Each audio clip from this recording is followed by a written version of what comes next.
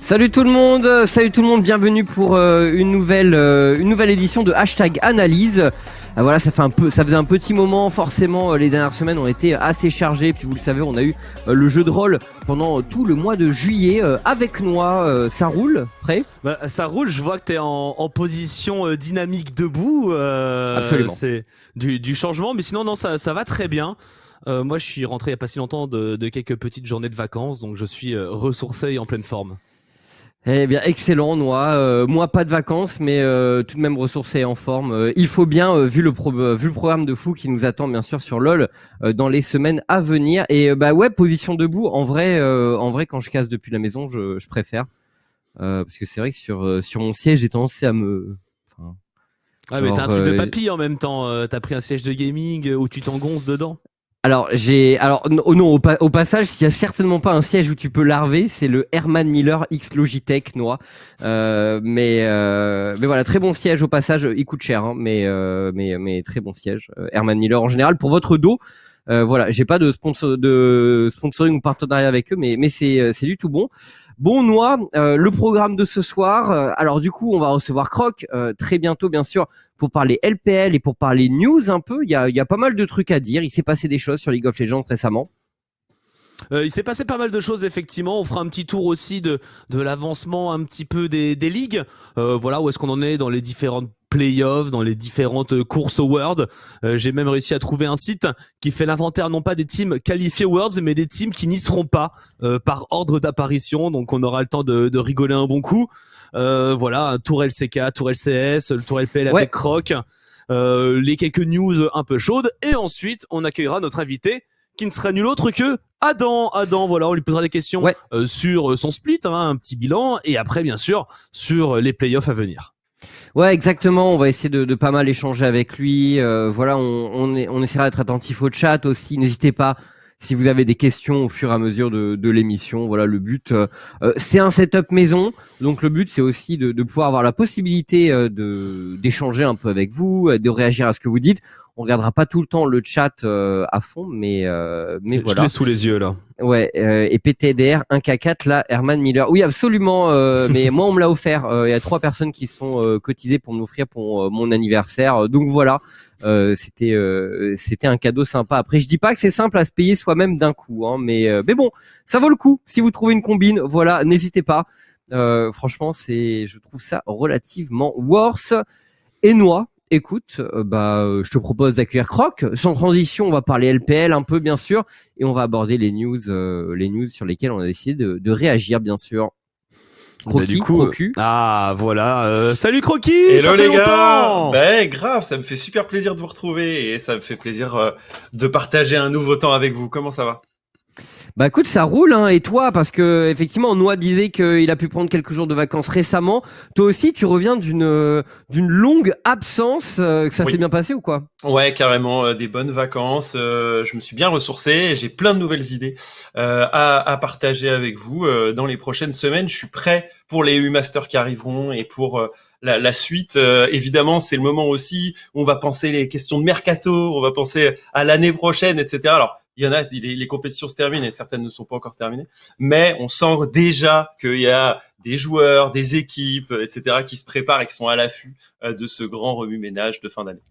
Ouais, le mercato qui est un moment où tu décides de pas mal sévir en termes d'émissions et tout. Souvent, donc, oui. Attends, ça, j'ai Adam qui me pose une petite question. Écoute, Croc, je te propose de commencer à parler LPL, je lui réponds rapidement. Exactement. Ouais, sachant qu'en ce moment, les comparaisons commencent à arriver hein, et tu vas peut-être nous amener des éléments de réponse, voilà, entre les fanatiques de la LPL, les inconditionnels de la LCK, les espoirs pour l'Europe et la folie pour l'Amérique du Nord. Où est-ce qu'on en est et où est-ce qu'on en est côté LPL ? Ah, ça finit toujours par dire que c'est la LMS qui est underrated, mais bon, on aura l'occasion d'en reparler. Effectivement, j'ai vu que ça battait en ce moment sur les différences entre Corée et Chine. J'en aborderai une avec vous un petit peu à la fin, une histoire de thématique de schedule qui a fait beaucoup parler du côté de la Chine. Mais avant ça, je vais vous dresser le portrait de cette saison d'été de LPL 2021 parce que ça y est, on a fini tout juste là à 15h les matchs de la saison régulière. Et il y a donc 10 équipes qualifiées pour les playoffs et 8 équipes qui sont d'ores et déjà en vacances. Et c'était d'ailleurs le dernier match officiel, en tout cas c'est ce qu'on peut penser, et c'est la grosse rumeur, de The Shy et Rookie après des années et des années ensemble chez Invictus Gaming. Parce que la rumeur grandit que The Shy et Rookie ne resteront pas une année de plus. Est-ce que c'est pour aller retourner en Corée? Est-ce que c'est pour changer d'équipe? Sachant que The Shy est le mieux payé de Chine actuellement. Donc ça me semble être un des sujets intéressants, si ce n'est que on est que sur des rumeurs pour l'instant. Et The Shy, c'est le joueur le mieux payé de Chine? Ah, il me semble, ouais. Ah ouais, parce que j'avais cru entendre qu'il avait eu justement qu'il était pas payé si cher que ça. Ah ouais. Enfin, alors, mais enfin voilà, honnêtement, j'ai jamais vu de chiffres, tu vois, parce que c'est la LPL, ça reste relativement opaque en termes de chiffres. Je trouve qu'on en voit peu passer. Il y avait eu une demande d'une équipe chinoise qui avait fait une proposition mirobolante et on parle quasiment de la dizaine de millions pour The Shy et c'était pas allé au bout et il me semble que ça lui avait fait permis de revaloriser son salaire sans changer les times de son contrat, enfin l'arrêt de son contrat, contrat qui se termine pour les deux joueurs coréens en 2021. Ok. Donc au moins, on sait qu'il y aura recontractualisation ou non pour Invictus Gaming, donc qui n'aura pas réussi à se hisser en playoff. Et ça, c'est quand même quelque chose à noter. On aura difficilement Invictus Gaming au Worlds parce qu'il faudrait qu'ils aient des points. Et les points, ils n'en ont pas cumulé suffisamment en Spring. Je vous rappelle qu'ils avaient fini en 9/10e position en playoff, puisqu'ils avaient chuté face à Rare et Tome. Donc autant vous dire que The Shy Rookie pour les Worlds cette année, c'est râpé. Ok. Donc petite. Et alors au niveau de la fin de Rookie, parce que il y a des termes qui ont été dits concrètement. Il y a eu une communication par rapport à ça. Comment on sait? En fait, j'ai pas suivi l'histoire de si près, mais pour faire simple, je pense qu'Invictus Gaming a testé plein de choses et qu'on arrive un peu au bout de la relation avec le duo coréen. Invictus a pas réussi à retrouver son second souffle qu'on attendait depuis les champions du monde, malgré leur participation en 2020, ils ont fait la Mid-Season Cup, etc. Ils avaient pas fait des super résultats. Je pense que c'est une équipe qui s'est essoufflée. Il y a eu un changement dans la jungle important. La botlane n'a jamais été stabilisée. Du coup, Invictus Gaming pourrait prendre le chemin d'aller chercher et puiser dans son académie, parce que ces derniers temps, ils se font puiser plein de talents dans leur académie qui se dispersent en LPL et qui font des super résultats. Ok. Donc voilà un peu pour ALG. Ok, excuse-moi, je voulais juste prendre 2 secondes pour remercier tous les gens qui renouvelaient leur abonnement et tout. Je sais pas ce qui s'est passé le 8 en janvier, je sais plus, c'est le 8, c'est le jour où on avait lancé la chaîne peut-être, je sais plus exactement. C'est possible, hein. Mais je vois plein de gens qui rafraîchissent, donc merci à vous bien sûr. Et continuons du coup, Croc. Écoute, je te propose qu'on visualise maintenant, si on a le Gamepedia à jour, le classement, le tableau d'affichage des 17 équipes de LPL, avec tout en haut FPX, que vous voyez à 13 victoires et 3 défaites. Ils ont fini la saison en jouant face à Idichi, un très gros match, puisque vous voyez qu'Idichi est juste derrière. C'était peut-être le match de la saison, au vu du fait que il y avait une grosse attente sur ces deux équipes. J'ai pu voir le match ce matin, et c'est FPX qui s'est imposé. Je vous reparlerai de Doinby tout à l'heure, parce que je vais en faire un de mes focus. Mais je voudrais vous montrer un peu la big picture. Fun plus Edward Gaming, c'est donc les deux meilleurs teams, on pourrait dire actuellement. Il y a Royal Never Give Up qui, derrière le petit une défaite, a enchaîné 9 victoires d'affilée après pas mal de difficultés. Derrière, on retrouve Top Esport, Bilibili, Team WE, LNG qui se qualifie une nouvelle fois, Sunning et sur le fil OMG. Du coup, ça c'est pour les équipes qualifiées. En gros, les grands absents de cette LPL Summer Split Playoff, c'est JD Gaming bien sûr, avec Yagao, avec Loken, encore Mystique. Même représentant de la Chine l'année dernière aux Worlds. Exactement. Et puis back-to-back finaliste de LPL, puisqu'ils ont fait champion en Spring et ils ont fait finaliste en Summer, puisque Top Esport avait gagné. C'est une équipe qui était redoutable et qui a perdu de sa redoutabilité. J'ai pas eu l'occasion de vous faire un point dessus, mais je pense qu'il va y avoir encore des chambardements. On avait presque pris un roster à 7 et je sais pas combien resteront dans le navire JD Gaming à la fin de la saison. Le deuxième absent, c'est évidemment Invictus Gaming, et le dernier, même s'il était attendu, c'est LGD Gaming. Même si Shadow a fait plutôt une bonne prestation, overall ça ne suffit pas. Je pense pas que ça aurait été une équipe de toute façon très forte en playoff. Ils ont refait confiance à Hachi et Shadow, mais moi je pense que surtout c'est Kramer et Mark qui sont pas mal en faute. C'est une botlane qui ne marche pas cette fois-ci. Ouais. Peut-être qu'il a fait un peu trop son temps, et la top lane est encore un petit peu ballottante. Fearness qui a remplacé, j'ai oublié son pseudo parce qu'il y en a eu plusieurs. Il y a eu Cult, je crois, je crois que c'était Cult, ouais. Et ça n'est pas passé cette fois-ci. Ah, Garvey, pardon. Et du coup, c'est un roster qu'on ne verra pas non plus pour les championnats du monde, alors qu'il représentait la Chine l'année dernière. Ok. Voilà, okay, ça c'est un peu la big picture. Ce qu'il faut retenir, c'est RNG remonté, Royal Rare Atom, grosse équipe. Je vais vous en parler un petit peu plus tard. Victory 5 0-16 quand même, hein. Et Victory 5 qui fait un gros 0-16 de retour. C'est de là d'où ils viennent, hein. Ils avaient fait d'abord une saison catastrophique en tout début de création de team, et ça repart sur un 0-16. J'ai pas énormément d'infos sur eux. Je vous avoue que c'est pas les matchs que j'ai le plus suivi durant cette saison. C'était la première équipe au monde à savoir qu'elle ne pouvait pas se qualifier aux Worlds. Voilà. Ah, c'est vrai? Ah oui, selon ton tableau. Ouais, selon mon tableau, ouais, c'était les tout premiers à apprendre qu'ils n'avaient aucune chance pour les Worlds, les disqualifiés le plus vite. Et je crois que c'est même parmi les disqualifiés le plus vite de l'histoire des qualifications aux Worlds. Ok, bah, l'avantage au moins c'est qu'ils peuvent booker leurs vacances très tôt. Ah bah oui, là pour le coup, ça fait déjà un mois qu'ils sont en vacances.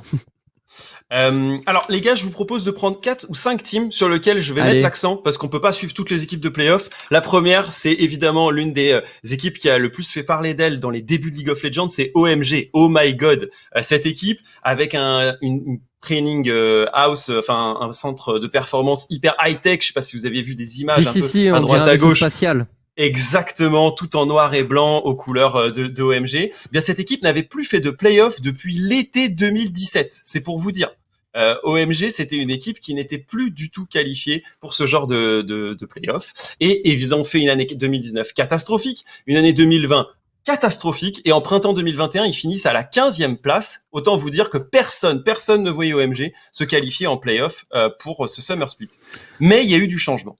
On a viré les carries, Wuming et Eric. Peut-être que certains se souviennent de Eric chez OMG, et on a laissé place à du jeune talent, au moins pour la mid lane. C'est Cream, C-R-E-M-E, qui s'appelait avant Cream, C-R-I-M-E. Eh bien, ce joueur, 17 ans seulement, premier split en LPL, eh bien, il est tout simplement le rookie, ou en tout cas l'attendu rookie of the split. Pourquoi? Parce que Cream, il a été un super mid laner pendant toute la saison. Il a joué les 37 matchs qu'on lui a proposés, donc c'est assez rare que de jeunes talents fassent l'entièreté de la saison. Si on compare à Team WE qui a Shanks par exemple dans ses rangs en mid lane, eh bien il a échangé de temps en temps avec l'autre mid laner Teacherma pour pouvoir un peu apprendre le poste sans forcément prendre la totalité de la saison sur le dos. Et bien là, Cream, qui est donc un jeune talent qui était dans l'équipe académique, est monté en LPL. Et bien c'est le plus haut taux de kill participation en LPL, et pourtant il y a des sacrés mid laners, mais également le plus haut taux de damage pour un mid laner, juste à côté de Doinby. Donc du coup assez énorme. Le match référence pour moi, c'est quand il joue face à RNG, donc OMG contre RNG, on se dit ça va être un 2-0 pour RNG. Eh bien non, OMG s'est hyper bien battu, entre autres Game 3 avec la Akali de Cream, 10-1, 17 à la fin des 40 minutes de match, et un Medjay à 22 stacks. Autant vous dire que Cream, voilà, c'est un boss, c'est un jeune talent, peut-être le nouveau Knight, ou certains diraient le nouveau rookie. En tout cas, il a poussé son équipe. Je crois qu'on a un petit play, j'en ai parsemé un peu à droite à gauche, pour pouvoir vous donner des... Victor, en régie, fais ton travail, s'il te plaît. Ouais, Victor, tu pourrais faire attention à ce qui se passe dans l'émission. C'est gênant un petit peu là. Ouais, voilà. By the way, Cross, je voulais dire, j'avoue, être rookie of the split en LPL, quand même, pour moi, c'est assez huge, parce que c'est vrai qu'ils ont un tel pool de joueurs avec pas mal de gros talents qui sortent en permanence.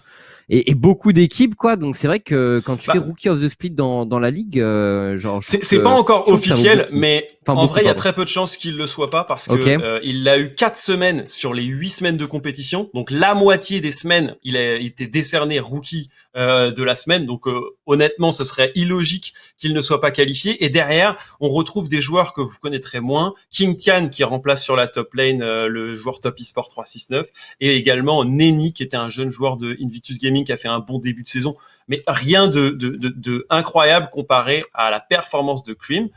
Donc je vous conseille de suivre un petit peu ce joueur si vous êtes intéressé par la LPL, parce que c'est un nouveau talent qui émerge, et les derniers talents dont on a parlé, Doinby, Knight, ils ont fait parler d'eux aux championnats internationaux. Donc je pense que c'est intéressant de suivre la nouvelle tendance. C'est vrai. Même si pour le coup Doinby était pas nouveau, mais il a eu cette espèce de seconde jeunesse.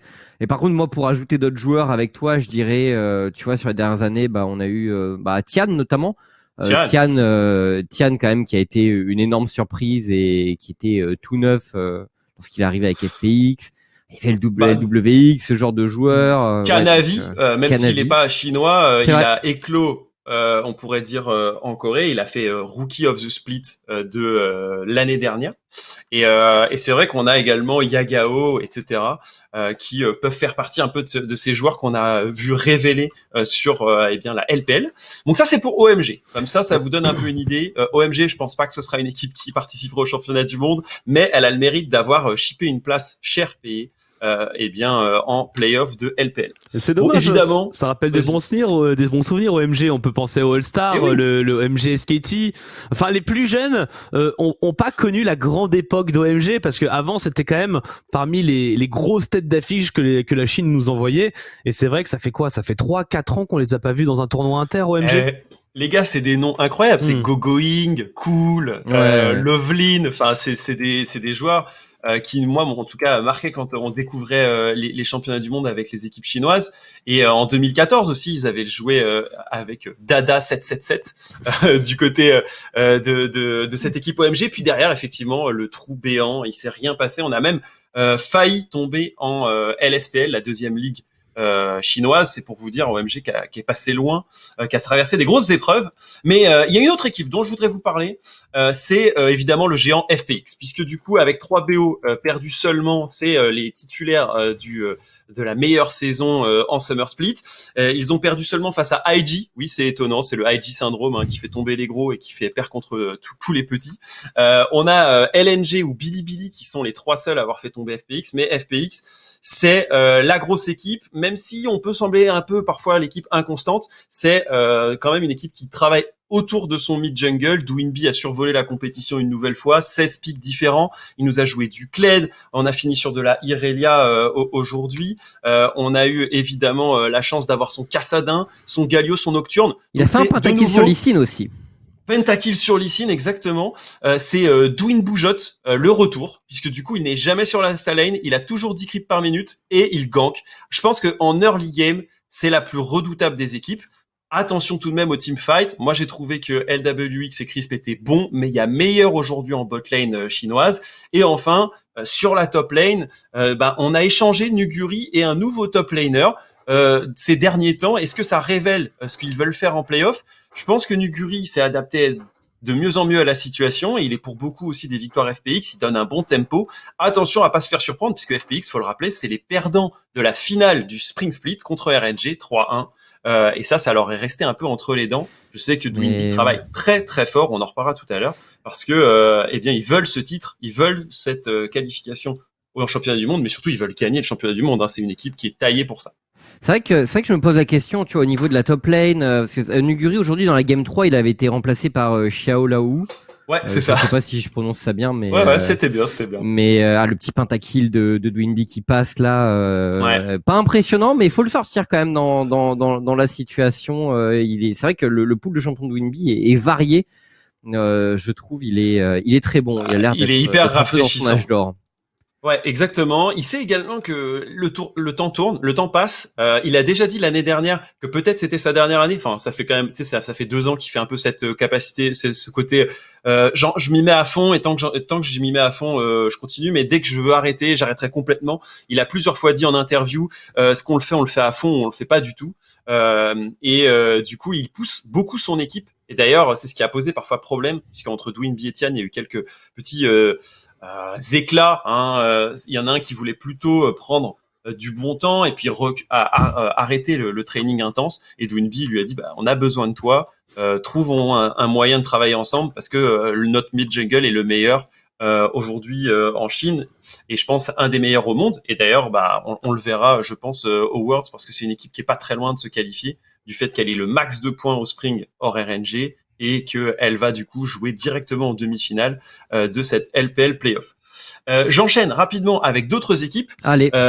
Avec entre autres RNG, évidemment que je suis obligé de... oui, je sens que ça te fait trop plaisir de parler du retour de RNG, que tu kiffes trop. Oui, bien sûr, tu dors avec, t'as ton Edredon Uzi. D'ailleurs, tu le vis comment, le passage de Uzi à l'ennemi? Attends, mais tu sais que Uzi va peut-être de coup recréer une équipe là et faire une équipe de streamers ou une équipe de full compétiteurs. Moi, ça me hype de ouf et en même temps, est-ce qu'il passe à l'ennemi, pas vraiment. Voilà. Est-ce que c'est pour batailler contre RNG ou amener RNG plus loin? Bon, a priori, non, ce sera pas sous la bannière RNG, ça, on a bien compris. Mais effectivement, Uzi qui relance peut-être un projet, moi, ça me hype. J'arrive, je vais prendre un verre d'eau, Léké, continuez. C'est pas lui qui a qualifié son équipe en playoff. RNG revient de loin, puisque je vous l'avais dit, en 6 matchs compétitifs, ils n'ont pris qu'un point en début de saison. Et derrière, ils ont réussi à aller chercher 9 victoires d'affilée. Ils ont juste perdu contre Billy. Bon, de toute façon, ils étaient qualifiés, c'était le plus important. En vrai, ça va, hein, mais j'ai l'impression qu'ils ont eu le fameux petit slum du champion du MSI, ou en tout cas des équipes qui vont loin au MSI. Et mais là, c'est vrai qu'ils ont l'air d'être de retour. Où Mad a vécu un peu ce même traumatisme de je rentre, je perds. L'adaptation de la nouvelle méta, ça a été dur pour Wei, je trouve, parce qu'il y avait encore une grande place en jungle et Wei a dû s'adapter, lui qui adorait courir sur ses ennemis avec Udyr. Là, cette fois, il fallait un peu changer la donne. Ils ont mis du temps à s'adapter, mais on a un énorme Xiao, sûrement le MVP de ma top lane. Je reparlerai de mes MVP tout à l'heure. Mais Xiao, énorme prestation une nouvelle fois. En fait, j'ai l'impression que la team compte beaucoup sur lui, mais qu'il rend encore au centuple, quoi. Il excelle sur Viego. Il est très fort avec Lee Sin, même s'il a tendance à être un peu greedy. Et il a une Akali de fou furieux. Son Lucian également qu'il a ressorti en fin de saison. Bref, il est polyvalent. Il est capable de jouer AP, AD, tank. Il a ressorti un Gragas également mi-tank, mi-AP sur la top lane il y a 2 semaines. Autant vous dire qu'il reteste un petit peu des choses avant les playoffs. Et c'est une équipe qui est monstrueuse en BO5, puisque à la fois elle est championne du MSI, mais également côté domestique en LPL, en Spring Split, eh bien elle a fait le super run, quoi. Elle est allée rencontrer FPX, elle a perdu 3-0, elle est revenue face à Top Esport 3-2, elle a gagné 3-2 face à IDG avant de gagner 3-1 face à FPX. Donc l'histoire est belle pour RNG et on attend beaucoup de cette équipe. On veut pas le traumatisme de 2018, on veut que ça se passe bien pour RNG. Est-ce que c'est l'année de RNG, Croc? Aïe, c'est dur parce que les RNG gagnant le MSI, on sait comment ça se passe. Ça perd avec une Lulu face à Fnatic. Et pas de grand chelem pour RNG normalement. Pas de grand chelem, hein. Bah, c'est l'équipe en lice cette année pour faire le grand chelem. Voilà, il y en a toujours une. C'est vrai. Pour l'instant, c'est l'équipe en lice pour le faire. Maintenant, aucune équipe ne l'a fait encore dans l'histoire de LoL. Ça va pas être évident. Faut gagner les playoffs LPL. C'est quand même un sacré. Un sacré défi, ça aussi. On verra le format un peu plus tard. Parce que je viens de regarder l'arbre, il est sacrément inégal. Enfin, en tout cas, de mon point de vue, je regarde pas tous les jours la LPL, mais je le trouve assez inégal. Mais du coup, SKT a failli l'avoir, G2 aurait pu l'avoir, et maintenant c'est RNG. Ouais, c'est ça. En tout cas, je sais qu'ils seront poussés à domicile par leurs fans, et c'est sûr que c'est une équipe qui est très attendue. Elle représente beaucoup les intérêts chinois, et en plus c'est celle qu'on a le plus en vue depuis, on va dire, la fin Covid. Donc je pense que c'est énorme pour RNG et pour les fans. Et je sais qu'il y a beaucoup d'engouement, et surtout il y en a certains qui se disent déjà, Uzi était parti à la suite des Worlds ratés de RNG en 2018. Est-ce que on n'aurait pas en 2019, est-ce qu'on n'aurait pas le même syndrome avec Xiao qui part après la défaite de RNG au Worlds? Personne ne veut ce scénario, mais il est évidemment anticipé parce que Xiao est un peu la tête pensante de RNG, et c'est lui qui a reconstruit l'équipe, quoi. Ouais, non, voilà un petit peu pour RNG. C'est clair qu'il est au centre du projet. Mais ok, RNG du coup, équipe qui revient en forme, donc un peu avec le syndrome MSI, et qui est en train de revenir à son prime. Et du coup, il reste une équipe un peu surprise dont tu voulais nous parler, Croc, qui elle n'est pas historique ou quoi que ce soit. Alors, c'est Rare Atom, mais derrière Rare Atom, c'est le Vici Gaming, bien sûr, qui a connu tous les logos du monde, qui a connu tous les entraîneurs coréens du monde et tous les joueurs Même coréens Coma. également, même Coma, bien sûr, ou Easyhoon, qui ont fait partie de l'équipe Vici Gaming. Bon, Ouais, elle mais a été attends, il y avait rebrand. Mata, Dandy est passé Mata, là-bas ouais. également. Exactement. Bref, Non, il y a... c'est une équipe qui du coup a essayé de faire fi justement de son passé un peu dramatique avec Vici et qui a arraché un top 8 en Spring Split. Mais là, on se retrouve avec carrément un top 3 et c'est inimaginable pour Fofo et ses hommes. Et c'est d'ailleurs celui dont je vais parler parce qu'en plus de Highboy que vous voyez ici, de Cube qui réalise une super saison sur la top lane ou encore de Leyang qui a trouvé une nouvelle maison, hein, l'ancien IG qui est maintenant jungle pour l'équipe, eh bien c'est deux Fofo dont je veux parler parce que oui, Fofo, vous le connaissez, c'est le joueur taïwanais de 22 ans qui avait joué en J-Team. Il avait terrorisé FPX et Splice durant les Worlds. Ouais. Exactement, entre autres avec sa Akali en ouverture qui faisait une super perf ou encore sa Leblanc face à Splice en 6-0-6.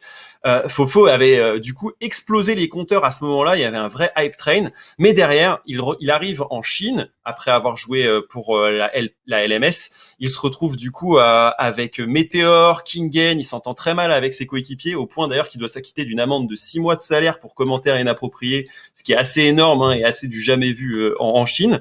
Bref, un peu le turbulent trublion BLG qui du coup est vendu par Bilibili chez Rare Atom et qui récupère Zeka à la place, un jeune talent Forge ou Zeka, c'est Zeka ouais, un jeune talent qui a bien perf également et du coup il s'installe dans cette nouvelle équipe et je peux vous dire que même si au printemps il jouait les match control et que c'est pas là-dessus qu'il se défoule le plus, à part sur Azir, sa spéciale assassin reprend plein de couleurs. Fofo, c'est 9 Leblanc et 6 Akali. Okay. Et c'est 13 de KDA sur ces deux pics.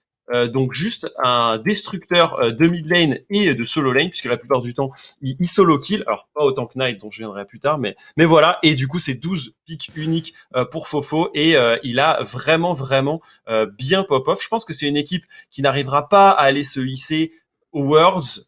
Néanmoins, c'est une équipe sur laquelle on pourra compter, alors que précédemment, c'était toujours l'équipe qui se fait disqualifier avant les playoffs.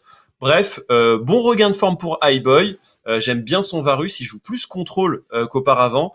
Par contre, c'est un peu inconstant et c'est ce qui pourrait leur causer leur perte, je pense. Donc voilà un petit peu, ça vous donne un peu les nouvelles de la LPL côté équipe qualifiée en playoff. Je vous rappelle le format si vous voulez, rapidement, comme ça permettra un peu d'avoir une overview.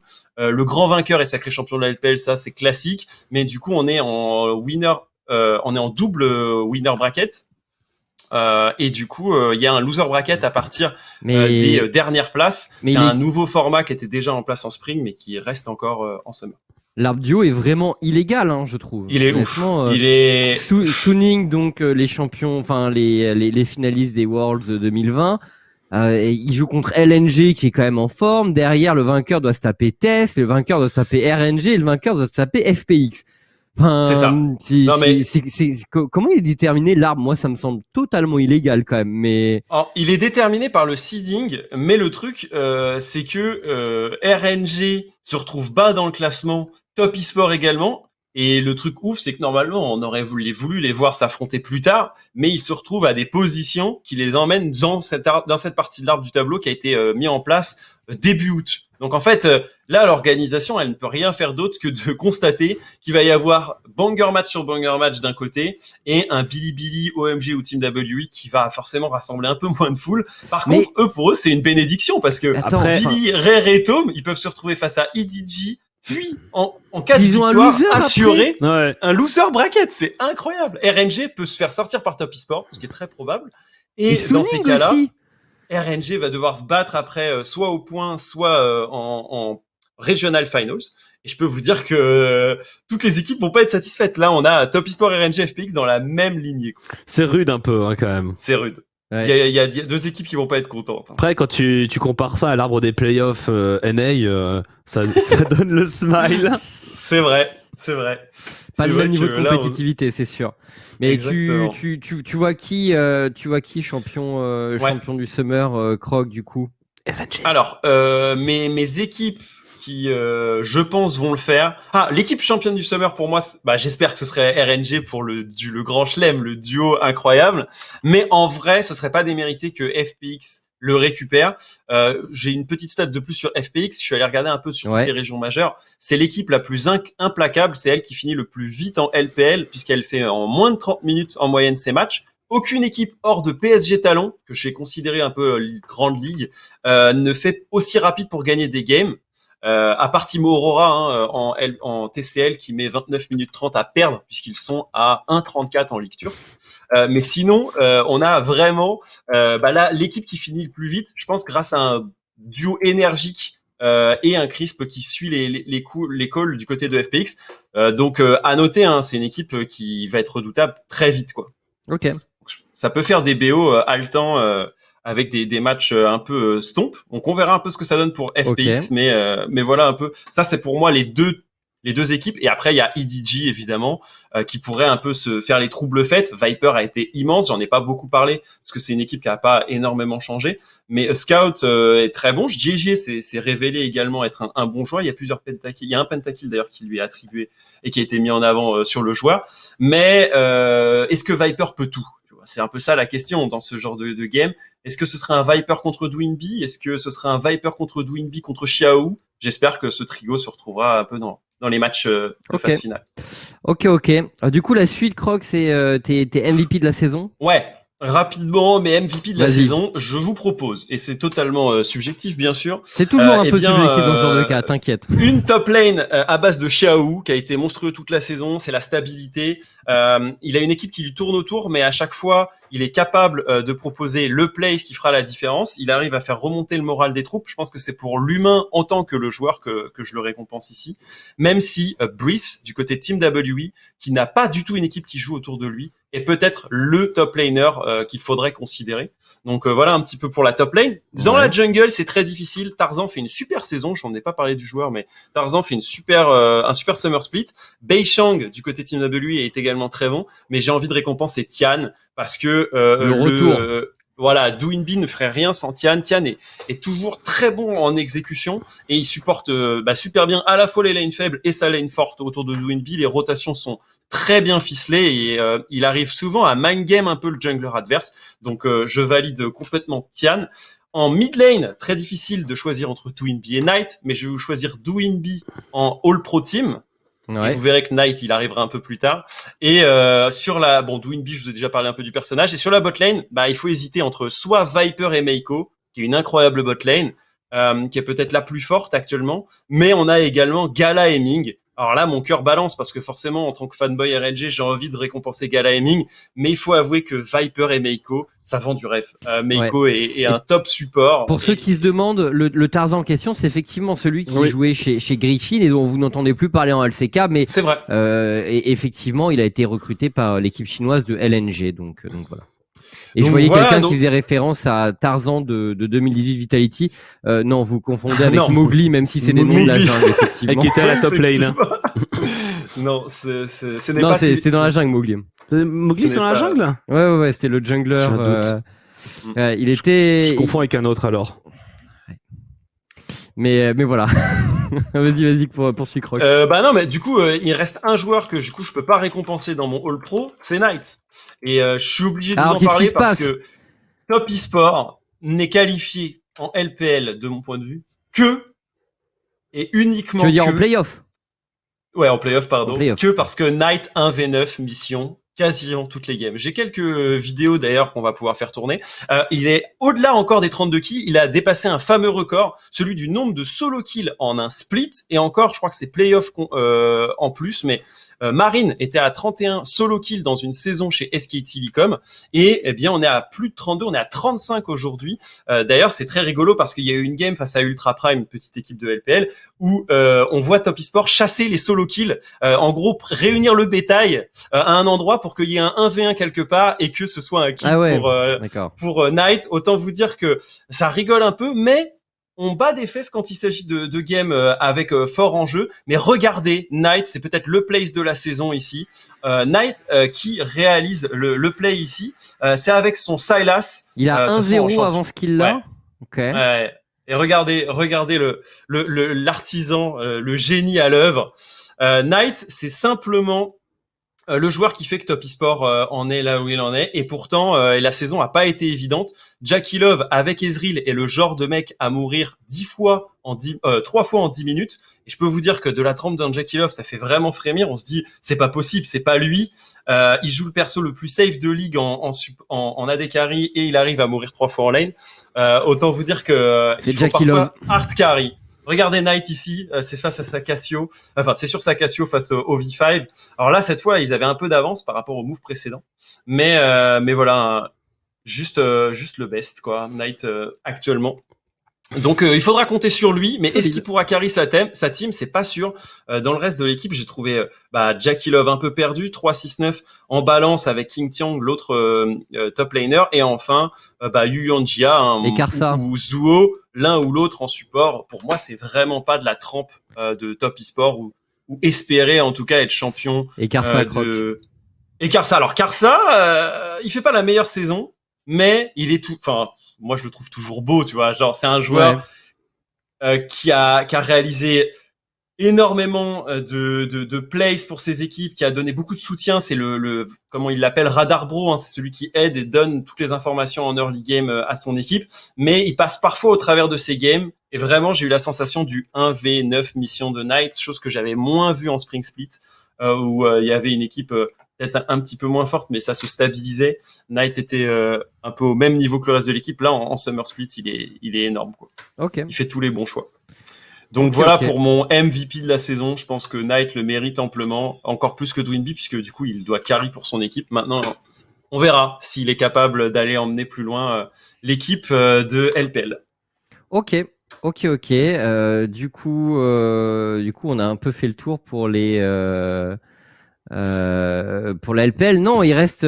Oui, tu parlais d'un petit sujet sur Dwinby. Vas-y rapidement. Exactement. Petit sujet, les gars. J'aimerais avoir votre avis, puisque il y a eu un. Et l'avis du chat du coup aussi. Exactement. Très un sujet important. En LPL qui est sorti, c'est du coup un débat sur le training schedule, donc le planning d'entraînement des joueurs. Je vous le donne en gros. Aujourd'hui, un joueur chinois, quasiment tout le temps, il se réveille à 13h, il scrim à partir de 14h, jusqu'à à peu près 17-18h, il mange, et de 19 à 3h du matin, 3-4 heures, training solo queue ou stream. Parfois un peu des deux. Ouais. Donc voilà le planning. Et ce planning, il laisse de moins en moins de temps à dormir, et il y a très peu de day off, de moins en moins. Certains disaient qu'ils en prenaient une fois toutes les 2-3 semaines. Pour comparer, en LEC, on est plutôt à un jour off, ou en LFL, on est à un jour off après les matchs chaque semaine. Donc ces routines très exigeantes ont été un peu critiquées à la fois en Chine, mais aussi ailleurs, dont par exemple Ocelot. Alors c'est pas Ocelot qui le critique, au contraire, lui il approuve la conduite de certains joueurs qui du coup passent beaucoup de temps sur le jeu, qui peuvent aller du coup train 13 heures par jour par exemple, en disant c'est simple, si tu veux bosser et être le meilleur, eh bien tu vas y passer tout ton temps, et même s'il y a des restrictions, ça nous empêchera pas d'avoir un deuxième compte ou de se cacher pour jouer. Il était en mode, Ocelot disait, l'objectif ça va être d'être le meilleur, donc on va tout faire pour, et on va y dédier tout le temps qu'on a. Et ça a eu des réactions un peu partout sur la scène internationale. Certains ont dit non, mais il faut l'encadrer, sinon ça va amener de plus en plus de problèmes de santé. Dwinby disait, on le voit un peu plus dans l'interview, mais il disait, moi, ce que je pense, c'est que je me donne à fond, quel que soit le mal, j'aurai tout le temps de me reposer quand je serai à la retraite. Sauf que on sait que ça a conduit également à des soucis de santé importants. Du coup, la question qui est en train d'être posée, en gros, sur cette scène chinoise, c'est est-ce que ils en font trop? Est-ce que il faut réduire, ou est-ce que on ne peut de toute façon pas encadrer? Et dans ces cas-là, eh bien, c'est l'équipe qui aura peut-être le plus train. La LPL dit souvent, si on est les meilleurs, ou si on est meilleur que les Coréens, voire que les Européens ou les NA, c'est juste parce qu'on s'entraîne plus. En vrai, vaste sujet. En fait, moi je pense qu'à la limite, tu vois, la LPL peut se permettre de faire des trucs comme ça. Enfin, je dis ça, mais il y a sans doute des joueurs coréens qui ont le même genre de rythme de vie ou autre, tu vois. Mais je pense que éventuellement la LPL peut un peu se permettre de faire ça, peut-être parce qu'ils ont tellement de joueurs que si t'en crames un, exactement. Tu vois, l'année d'après, normalement, t'en as deux pour reprendre son poste, quoi. Et enfin, des joueurs très doués, ils en ont beaucoup, donc il y a 18 serveurs. Je suis peut-être un réservoir géant. Je suis peut-être trop gentil, tu vois, mais je pense quand même que c'est. Enfin, je pense quand même que les joueurs devraient faire un minimum gaffe à leur santé. Après, attention, hein, je pense que solo queue de 19h jusqu'à minuit, 1h du matin, en vrai, il y a beaucoup de joueurs qui le font, mais jusqu'à la moitié de la nuit. Après, en vrai, si tu te couches à 3h du matin et que tu te lèves à 13h, techniquement, t'as tes 10 heures de sommeil. Ça va, exactement. Non, mais c'est plus en fait, effectivement, les longues journées, les non-day off qui ont un peu amené ce sujet-là, plus effectivement que l'heure dite de sommeil. Je pense que t'as un peu les deux écoles, celles qui disent, bah, moi, j'ai appris à moins me fatiguer pour être plus endurant, et d'autres qui sont en training constant, quoi. Qui, en fait, sont soit en queue, soit en train de manger, soit en train de dormir, quoi.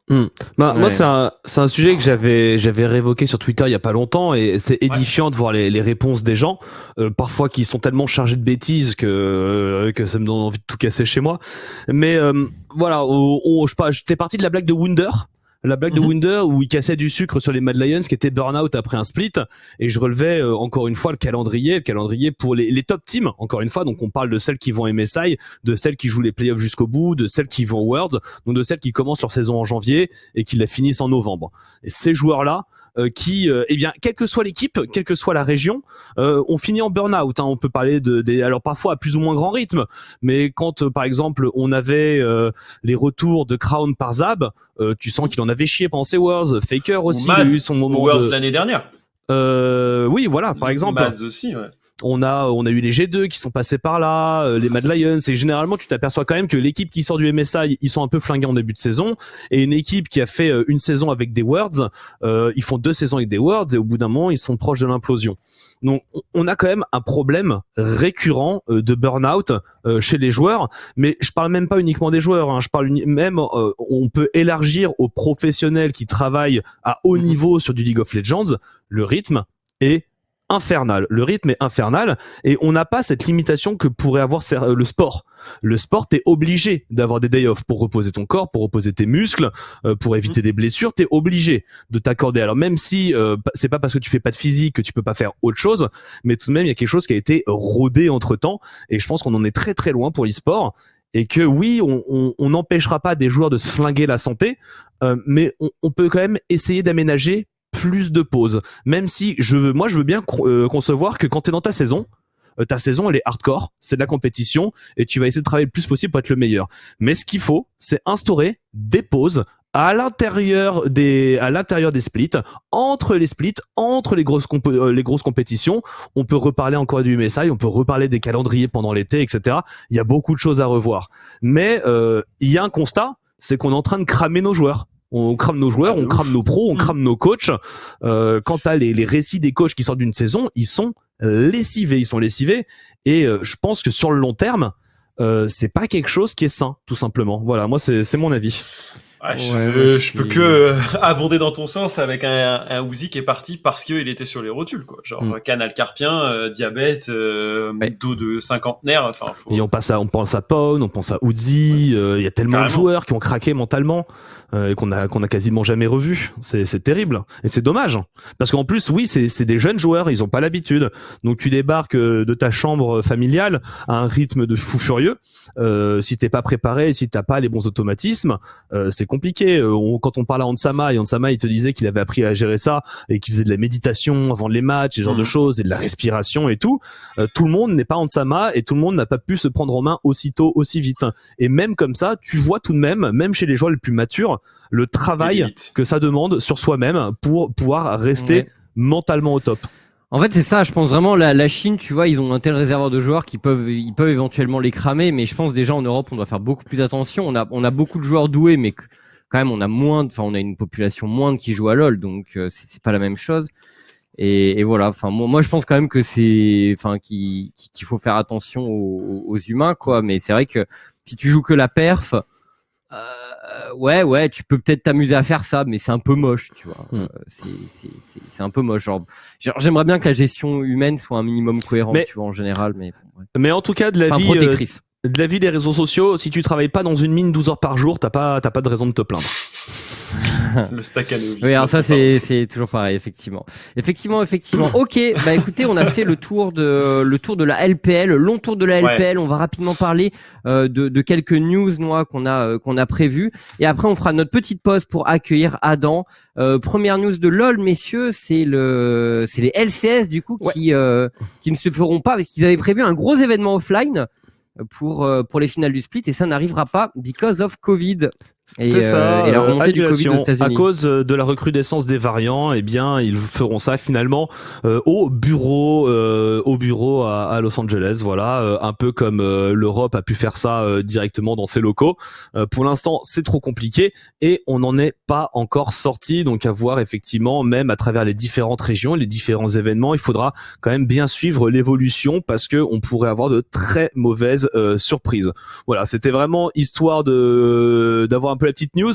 T'as une petite photo du lieu quand même, histoire qu'on se fasse un kiff, même si on pourra pas regarder l'événement là-bas. Le lieu qui était plutôt sympa. Sinon voilà, hein, quand c'est vide, ça reste un joli stade. Et il Sympa, le restera pour l'instant. Ah, ils ont tellement des comme ça aux États-Unis. Ouais. C'est beau. Hein. Voilà. En tout cas, ils font pas mal effectivement de prévention sur le stream. Je peux aller regarder Iji contre Dignitas là, et effectivement à plusieurs reprises ils leur précisent allez vous vacciner, etc. Tu sens que à défaut de pouvoir accueillir les gens au stade, ils essaient de parler à la population en leur disant allez se vacciner. Ouais, de toute façon, dans certains États, il y a une loterie en même temps que le vaccin. Dans d'autres, ça offre des donuts. Dans d'autres, ça offre des bières. Donc voilà, chacun y va de sa petite formule du côté de l'Amérique du Nord. Jetons un petit coup d'œil aux playoffs. Je vais pas m'étendre extrêmement longtemps parce que j'ai pas non plus tout regardé. Il y a Zab qui m'a fait un très rapide débrief de l'arbre des playoffs. Alors ça, c'est le Brésil, mon ami Victor. Si tu peux aller vers la gauche dans l'onglet NA. Excusez Victor, il sait pas que Amérique du Nord ça commence par NA en anglais. Non mais je regarde si c'est moi qui lui donnais un mauvais lien, il est excusé. C'est moi qui lui ai donné un mauvais lien, c'est moi qui l'ai trollé. Non, c'est pas grave, pour moi faut quand même le pourrir. Vas-y Croc. Et les gars, BRTT peut être de nouveau qualifié au championnat du monde. Hey. Il est dans la meilleure équipe brésilienne, 14-4 et il joue les playoffs. On verra, mais voilà, c'était un faux BRTT. L'ENA, moi je regardais quelques matchs vite fait. Bon, c'est. Il y a une surprise. Il y a une surprise, c'est la surprise Iji. Qui remplace Svenskeren pendant les playoffs et qui commence à cartonner alors que personne ne l'attendait. Voilà, ça c'est avec un Jizuke qui a été nommé All-Star Pro, mais on aura le temps d'y passer. Mais donc voilà, un Iji qui sort un peu des enfers et qui vient semer le doute dans ses playoffs. Après, pour le reste, on connaît Cloud9, Team Liquid, TSM, et dans l'arbre du bas, Immortal Dignitas. Ça fait pas totalement rêver. Voilà où on en est pour les playoffs du côté de l'Amérique du Nord. Et ce soir, ce sera, je crois, le Cloud9 contre Team Liquid, pour ceux qui voudraient. Mais d'ailleurs, au passage, les NA, parce que c'est pas forcément une news, mais il y a eu récemment l'annonce du partenariat avec FTX. Le site de market crypto qui avait déjà qui s'était associé à TSM et qui leur avait filé 200 millions pour 10 ans, je crois. Oui, c'est ça. Donc maintenant ils s'associent au LCS, donc décidément les cryptos qui font leur arrivée en force au NA. On voit le logo qui apparaît. C'est pour 7 ans, c'est pour 7 ans, je crois. Le moi, je suis pas convaincu. On n'a pas les chiffres. Non, on n'a pas les chiffres. T'es pas convaincu par quoi, Noah? Je suis pas convaincu par quelque chose qui vend de la crypto à une audience jeune et par quelque chose qui vend de la bière à une audience jeune et ce genre de truc. C'est un peu, pas comme la Bud Light, c'est presque pas de la bière. Oui, mais un peu comme le principe des paris en ligne, etc. Je suis pas convaincu du bien fondé. Après, c'est beaucoup de pognon, donc la fuck you money. Hein. C'est sûr. Alors tu peux avoir une position un peu protectrice comme la tienne, et tu peux dire aussi que c'est. Elle est pas non plus. Elle est pas. Je suis pas complètement fermé. Et je dis juste. Attention quoi, voilà. C'est sûr. Après bon, tu peux te dire aussi que c'est relativement cohérent avec tout ce qui est online et tout machin. Bien sûr. Des gens qui regardent du LOL et qui sont un peu au fait de tout genre de trucs et qui sont déjà un peu renseignés sur tout ce qui est crypto, etc. Il y en a. Après effectivement, Il y a une forme d'incitation, c'est sûr. C'est pas du pari en ligne non plus, mais bon, on sait qu'il y a de la spéculation dans les crypto-monnaies, c'est sûr. On en a vu pas mal des partenariats arriver ou ne pas arriver dans l'e-sport. Il y avait eu Total pendant un moment. On peut se souvenir des événements avec l'Europe, etc. Et voilà, il y a toujours quand même un petit attention avec des partenariats sur des entreprises qui sont borderline. Je connais pas spécialement la crypto FTX et FTX en soi, hein, ça aurait pu être autre chose. C'est une market de crypto, tu vois. Est-ce que c'est eux le problème? Enfin voilà, après là, on peut avoir des débats sur les cryptos, tu vois, mais ouais, bon, c'est sûr. Après, c'est un sujet qui est tellement omniprésent de nos jours. Mais c'est vrai qu'il y a pas trop de cartons de prévention ou autre. Enfin, en tout cas, moi, j'en ai pas vu. Et j'avoue que peut-être que ça manque, tu vois, un peu de prévention ou autre.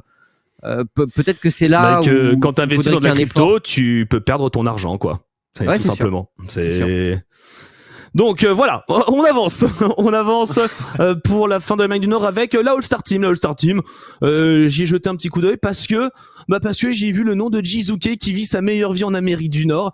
Et écoute, vu que c'est quand même un bon gars, ça me faisait plaisir, voilà, de voir ça. Donc Fudge, Paika, Jizuke, FBI et le bon Core JJ qui est toujours dans la All-Star Team.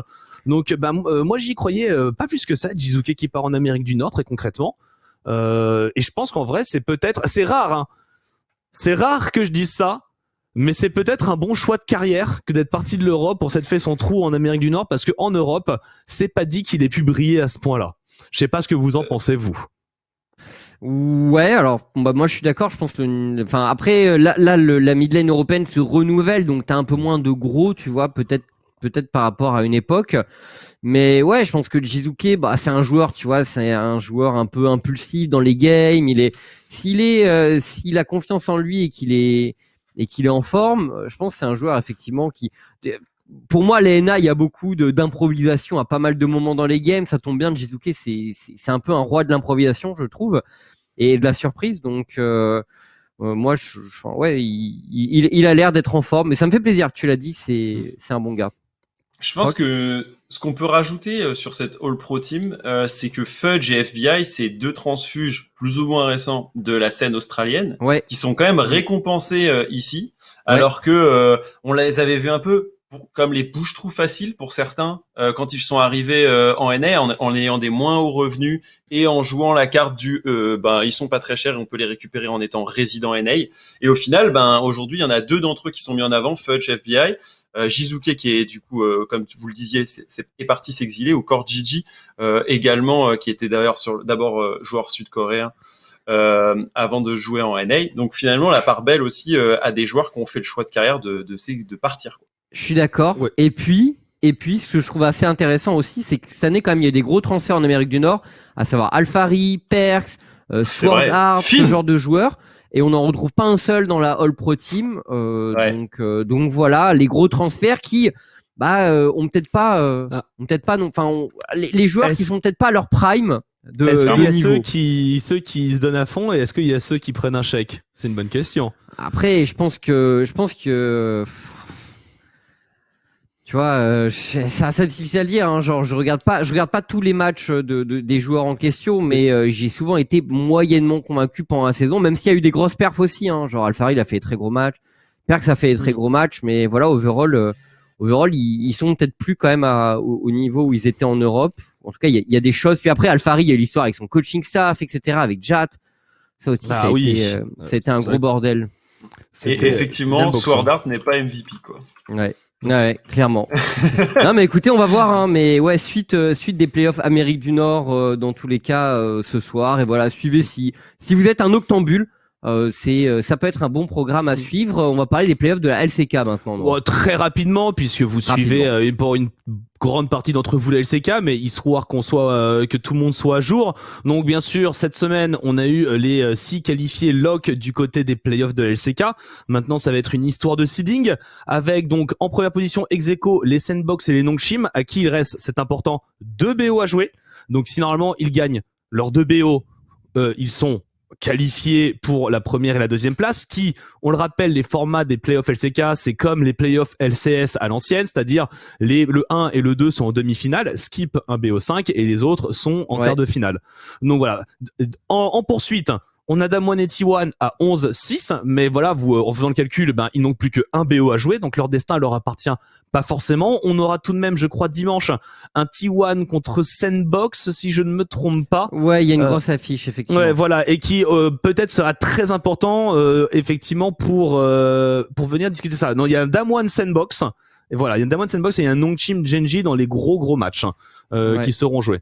Ensuite, on a un Genji qui arrive, Genji qui fait un peu la gueule en ce moment, Genji qui n'a pas gagné un seul BO contre les équipes du top 5 depuis les matchs retour. 4 défaites sur leurs 5 derniers matchs pour Genji, donc c'est vrai que la situation est pas terrible, à tel point qu'on a remplacé la top lane, on essaie des trucs, mais c'est le mauvais moment pour caler du côté de Genji.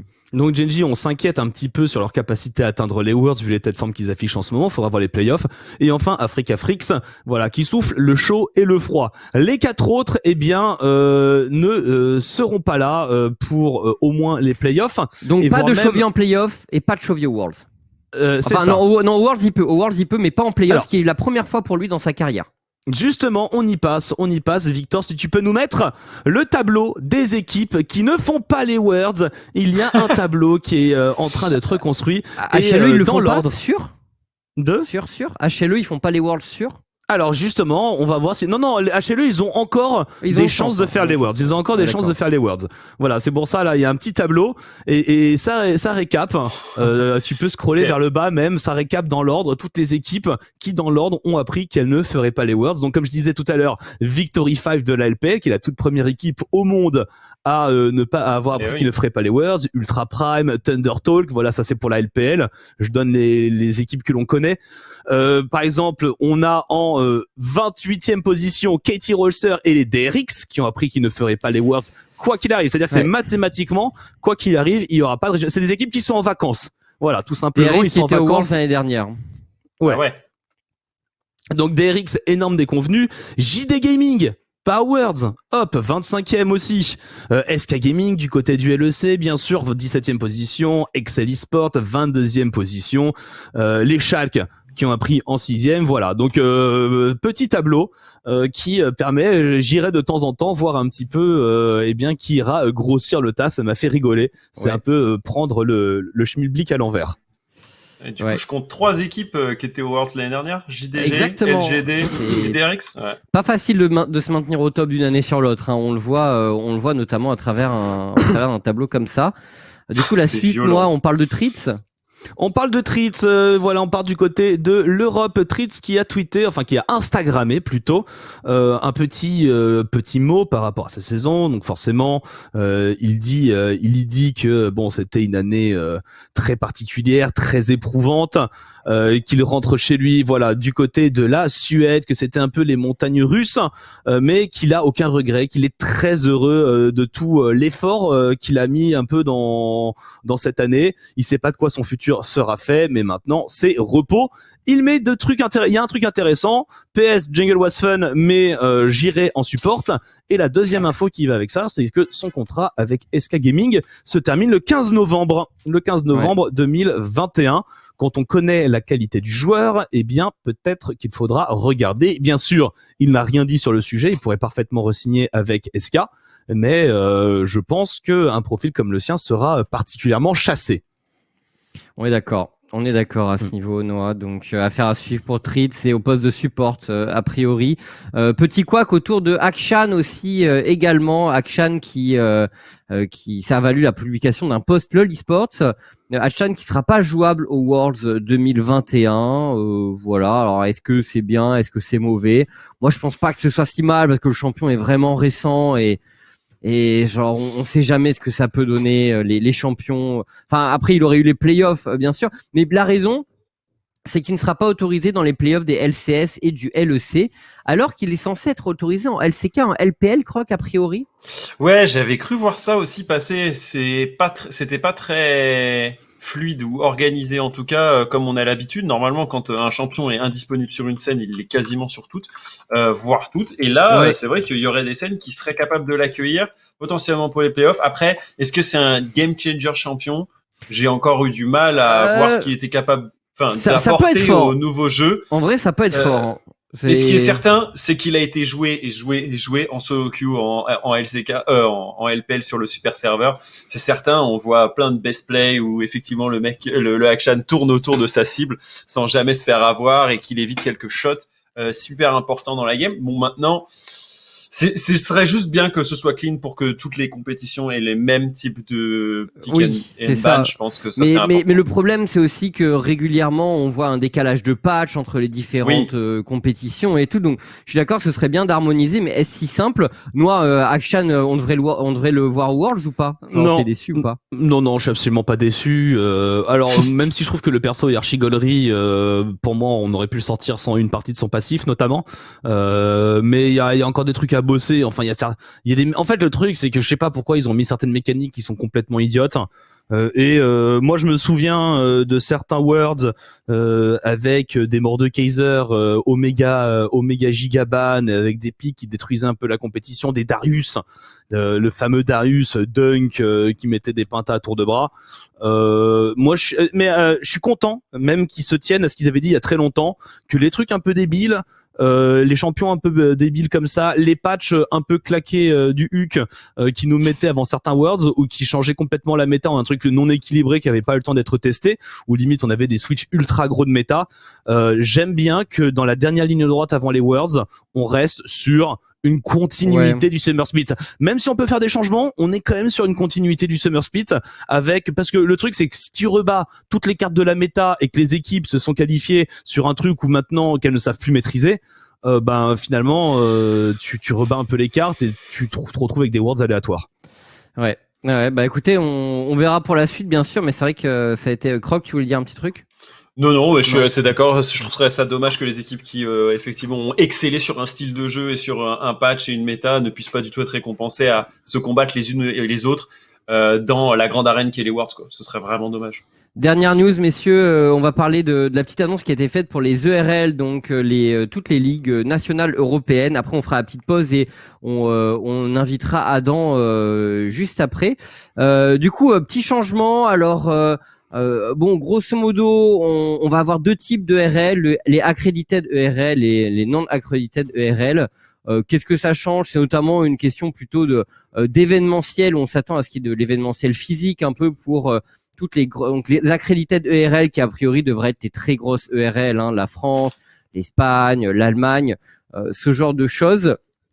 On peut noter également une unification du côté alors par exemple la ligue hollandaise et belge qui se rejoignent et la Baltic League qui rejoint également la ligue polonaise. Donc voilà, donc quelques rassemblements comme ça. Je vous recommande d'aller voir d'aller lire l'article, hein, si vous voulez un peu plus si vous voulez aller plus en détail.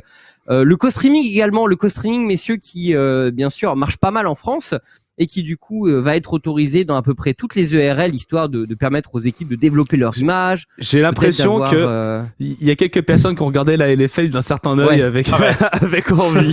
Bah forcément, c'est un modèle qui marche, Croc, donc on a envie de reproduire, je pense. Ouais, il y a beaucoup d'équipes de streamers qui ont pu découvrir la façon dont Kamel mettait en avant par exemple la Carmine, ou même comme Solari l'a montré depuis plusieurs années, et je pense que ça a donné beaucoup d'idées. Je sais que par exemple il y avait un collectif allemand qui était chaud pour pouvoir mettre en place ça aussi sur la Prime League, etc. Et ça m'étonnerait pas que on a également la LPL qui le fait par exemple avec I Will Dominate qui co-stream par exemple la LPL. Ouais. Ça m'étonne pas que pour on va dire faire la même chose lien dans le chat. À un niveau mineur, ça fasse la même. Je trouve ça toujours un peu dommage quand on réunit des ligues, parce que ça perd un peu l'identité que peuvent avoir les ligues. Ouais, ça mais permet c'est d'avoir son champion. Ça, Croc. Non, mais bien sûr. Mais par contre, pour notre compétitivité européenne, c'est toujours mieux, parce que on va avoir par exemple une région Pologne par exemple, avec en plus les équipes de Baltique. Je pense que ça peut être vachement intéressant pour renforcer la région, et ça va nous donner des UM toujours plus big, quoi. Ouais, moi j'ai une question par rapport aux ligues non agréées. Parce que techniquement, si j'ai bien compris l'article, c'est que les ligues agréées, c'est des ligues qui sont tenues à certains standards, notamment des standards de faire un ou plusieurs événements offline, et il y a les ligues non agréées. Du coup, mais oui.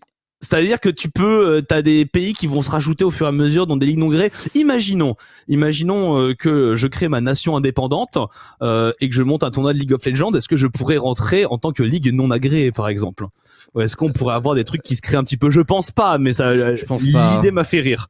Je pense pas. C'est vraiment la notion, dit le chat. Non, alors oui, belle idée, Noix. Ça va bien à toi et à tes personnages qui veulent toujours tout remporter dans les JDR. Mais non, ça restera sur les pays européens. Et oui, aussi pour toutes les régions accréditées, pour tous les pays accrédités, ils rentreront également dans le Global Contract Database et ça va avec quelques obligations sur les périodes de mercato et tout. Donc c'est bien, ça aide à un peu standardiser, à unifier la région Europe aussi. Donc c'est pas mal, c'est des progressions qui sont assez intéressantes. Messieurs, on a fait le tour de la LPL et des news. On va se laisser et on va accueillir Adam juste après la pause. Croc, merci beaucoup de t'être rejoint à nous après tes 2 semaines de vacances. Et bon retour à toi du coup. Bah écoute, merci, ça m'a fait plaisir. J'étais content de vous retrouver. Il y a des chances qu'on se recroise très vite. Moi, j'ai bien apprécié aussi vous raconter un peu ces histoires de LPL. Noix, je te vois. Ah oui, avant que tu partes, tu nous as teasé en début d'émission. Est-ce que tu as envie d'en parler? Est-ce que tu as des petites infos à lâcher sur tes prochaines activités là qui arrivent? T'as dit que t'étais revenu avec plein d'idées. Est-ce que tu peux nous teaser un peu? Je te demande pas de nous faire des grands reveals en avant-première si t'as pas envie, mais... Non, mais en gros, la reprise, c'est évidemment la Div 2 qui revient fort. En plus, il va y avoir les playoffs, donc ça va être un joli projet à suivre. Et il va y avoir en plus 2 équipes de LFL pour aller se battre contre les 2 top types de Div 2. Donc ça va être une belle histoire à raconter. Ensuite, il va y avoir les EU Masters et je compte bien pouvoir vous faire un peu le suivi de tous ces Français à l'Inter qui ont perf assez pour aller en EU Master. On pense à Akabané ou Antera. Akabané qui vient, et je le félicite ici, il vient de gagner là, de le faire, qui vient de gagner la Prime League. Donc il est champion allemand. Lui qui était en Div 2 encore au Spring Split. C'est pour vous dire le step up. Il nous fait un peu quelque chose dans la ligne de ce qu'avait fait Adam. Et Antera est champion LVP aussi du coup. Et Antera alors il est champion de LVP. Il est champion LVP là. Il est avec UCAM si je me trompe pas. Oui. Ils sont qualifiés pour les EU Masters, mais je suis pas sûr que la finale. C'est peut-être pas encore joué la finale. Peut-être que je m'avance un petit peu. Je le vois. Non, elle est pas jouée encore. Il jouera la grande finale et ce sera face à Vodafone Giants. C'est ça. Donc l'équipe de Attila, Casing, Mini Duke, etc. Dans la semaine. Donc ça va se jouer mardi d'ailleurs. Ouais, mais j'ai juste lu le script en fait, c'est tout. Mais bon voilà, deux joueurs qui seront de toute façon en EU Master et dont j'aimerais évidemment que vous les suiviez et que vous partagiez un petit peu leurs nouvelles parce que c'est l'occasion de les retrouver sur l'événement international que va être les EU Master. Tu sais, pour donc voilà un peu les projets. Et le dernier, en plus du petit stream local, c'est de préparer le mercato. Et ça, je vous donnerai plus d'infos quand il y en aura. Ça, c'est ton grand kiff. Hein. Voilà. Of course. Ok. Bah merci, Croc. De toute façon, pour les EUM, tu nous rejoindras pour un certain nombre de journées. Et effectivement, vous savez, on avait pu les couvrir de façon assez cool la dernière fois. On avait pris le temps d'interviewer tous les joueurs français. Donc, on compte bien refaire la même chose de toute façon pour cette édition. Et on a pas mal de FR un peu partout. Donc, ça va être assez cool. Croc, merci de nous avoir rejoints donc pour toute cette première partie de #analyse. Pour les viewers, on se laisse pour 5-6 minutes. Petite pause de notre côté, on revient avec Adam donc et on discute de son split, on discute des playoffs qui arrivent également, voilà. Et on sera attentif à vos questions également sur le chat. On se laisse là, merci Croc et à tout de suite, à dans quelques minutes. Ciao. Et nous sommes de retour donc avec Adam, le petit prince de la top lane. Donc alors désolé, on vous a un tout petit peu fait attendre, mais on devait un peu régler l'image du côté de Adam. Comment ça va BG? Bienvenue dans #analyse. Bah écoute, ça va super, hein. Bonsoir à vous. Bonsoir. Je suis un petit peu malade là, je suis toujours pas rétabli, ça fait un petit peu. Ouais. Ça fait quelques jours que je suis malade là, mais sinon ça va super quoi. Okay, ça va, t'as le temps de te remettre avant dimanche prochain. Ouais, clairement. Bon, on espère que ça va pas trop impacter tes performances en play-off. On va avoir le temps d'en reparler, bien sûr. Bon, le but ici, c'est un peu de débriefer de ton split, notamment, et de parler des play-offs qui arrivent, donc savoir un peu comment tu te sens, etc. Sachant que on t'a déjà eu en interview, on a déjà eu pas mal tes retours sur ta saison, etc. Mais voilà, on voulait en discuter un peu plus en détail, j'ai envie de dire. Donc Adam, j'ai envie de commencer déjà par faire un bilan de ton split. Pour toi, point positif et point négatif après ce premier split, cette première saison régulière en LEC. Alors, on va commencer par les points positifs du coup. Allez. Ma premier split en LEC, du coup, j'ai accumulé beaucoup d'expérience, je pense, sur ce split. Je pense que mon évolution individuelle, elle a été quand même assez grande. En tout cas, moi, je le ressens personnellement, que en tant que joueur, je me suis beaucoup amélioré. Et également aussi sur le plan teammate, en tant que coéquipier, je pense aussi que c'est important que tu puisses créer des relations avec des nouveaux coéquipiers. D'habitude, j'étais souvent, enfin, avec la CACOP, j'avais jamais rencontré mes mates en vrai. Et là, c'est Ouais, vrai c'est vrai. avec Fnatic, bah, je me mets à parler anglais couramment, enfin, quotidiennement avec des gens que je rencontre quotidiennement aussi. Et du coup, bah, ça crée forcément de nouvelles relations auxquelles je dois m'adapter également. Et franchement, ouais, franchement, tout ce que j'ai pu apprendre sur ce split, c'est vraiment fou quand même. Ok, ok. Et petits points négatifs du coup pour toi après ce premier split en LEC. Est-ce qu'il y Est-ce en que, a déjà? Il y en a peut-être est-ce- pas, tu vois. Bah, tu vois, tu me dis ça, je pense pas. Il y a rien qui me vient en tête en vrai, parce Ouais. que je pense que depuis que je suis arrivé à Berlin, c'était mi-mai, donc c'était juste après les EU Masters, quoi. Ça s'est passé très très vite. J'ai fait mon petit confinement et on a commencé les scrims directs. Et mine de rien, je pense que j'ai pas trop eu le temps de connaître des points négatifs. Je pense que les points négatifs, c'est juste les défaites qu'on a pu accumuler au cours de la saison, mais sinon, vraiment, des points négatifs, outre l'aspect du jeu, je pense que j'en vois pas. Bah, Ok. tant Mmh. mieux, ça fait plaisir à entendre. Alors justement, tu parlais un peu des rencontres, tu parlais un peu des teammates, etc. On a vu une petite photo passer où ça prend un déj avec Ant, avec Nuclear, avec Skins, avec Mmh. Blue, avec Niski. Tu t'adaptes comment à la vie berlinoise? Voilà, t'as eu le temps de profiter un peu de la ville, t'as eu le temps de profiter un peu des contacts des autres joueurs. Ça se passe comment pour toi la vie là-bas? Hem, Bah, c'est-à-dire que moi, je suis pas trop le genre de personne qui aime bien sortir, en fait. Je pense que je suis encore ultra timide. C'est vrai que par contre, qu'il y a Niski qui lui aime bien sortir et qui m'entraîne toujours à sortir parce que, mais moi, je suis pas trop chaud à cette idée, mais ch mais sinon, je pense que j'ai pu m'adapter correctement à la vie sur Berlin. C'est que, tout le monde chez Fnatic a été là pour m'aider, surtout Niski. Franchement, Niski, ça a été vraiment le good guy. Franchement, depuis le jour 1 que je suis arrivé à Berlin, franchement, il a toujours été là. Au début, il me posait des questions quotidiennement pour savoir si j'avais besoin de quelque chose, si je devais acheter un truc, ou est-ce que je pouvais aller acheter de la nourriture. Enfin, je lui posais également Ouais. beaucoup de questions et tout. Et c'est vrai que Niski, c'était vraiment un facteur important à mon intégration. Et sinon, la vie quotidienne à Berlin, bah, je suis dans un quartier quand même assez cool, donc le quartier est très très joli et des fois ça m'arrive de sortir, voilà, de temps en temps et franchement c'est cool. Et t'es Ça pas en fête les fins gaming de house toi du semaine. coup? Je suis pas en Game House, non, j'ai mon petit appart qui est à 10 minutes des Ouais. locaux de Fnatic et franchement ça se passe plutôt bien. Ça va, t'es content de cette situation parce qu'il y a plein de joueurs quand ils arrivent en LEC, quand ils sont plutôt jeunes comme toi, tu vois, ils sont rassurés par la situation de gaming house notamment qui est souvent proposée par les teams. Mmh. Mais toi du coup, t'es bien Bah, comme ça. Mais après, t'habitais déjà seul avant, non? ouais, t'étais Ouais, passé quand t'es sur le Summer Split, enfin sur la fin du Spring, pardon, t'étais passé déjà, t'étais monté sur Paris, je crois, avec ta copine, te mettre dans un ouais, appart, tout à fait. si j'ai bien lu tes interviews récentes. Tout à fait, début du spring, LFL, j'étais chez mes parents et je crois que c'était juste avant les playoffs, j'ai emménagé dans mon appart sur Paris, donc j'avais déjà un avant-goût de vivre quelque part d'autre chez mes parents, mais je pense que c'est aussi un petit plus puisque moi je pense pas que ça serait mon kiff d'habiter en gaming house, tu vois. Ouais. Je pense que moi ça c'est plus vraiment mon kiff d'avoir mon petit appart à côté, d'avoir vraiment mon chez moi et ça fait vraiment voilà, ça fait cool quoi.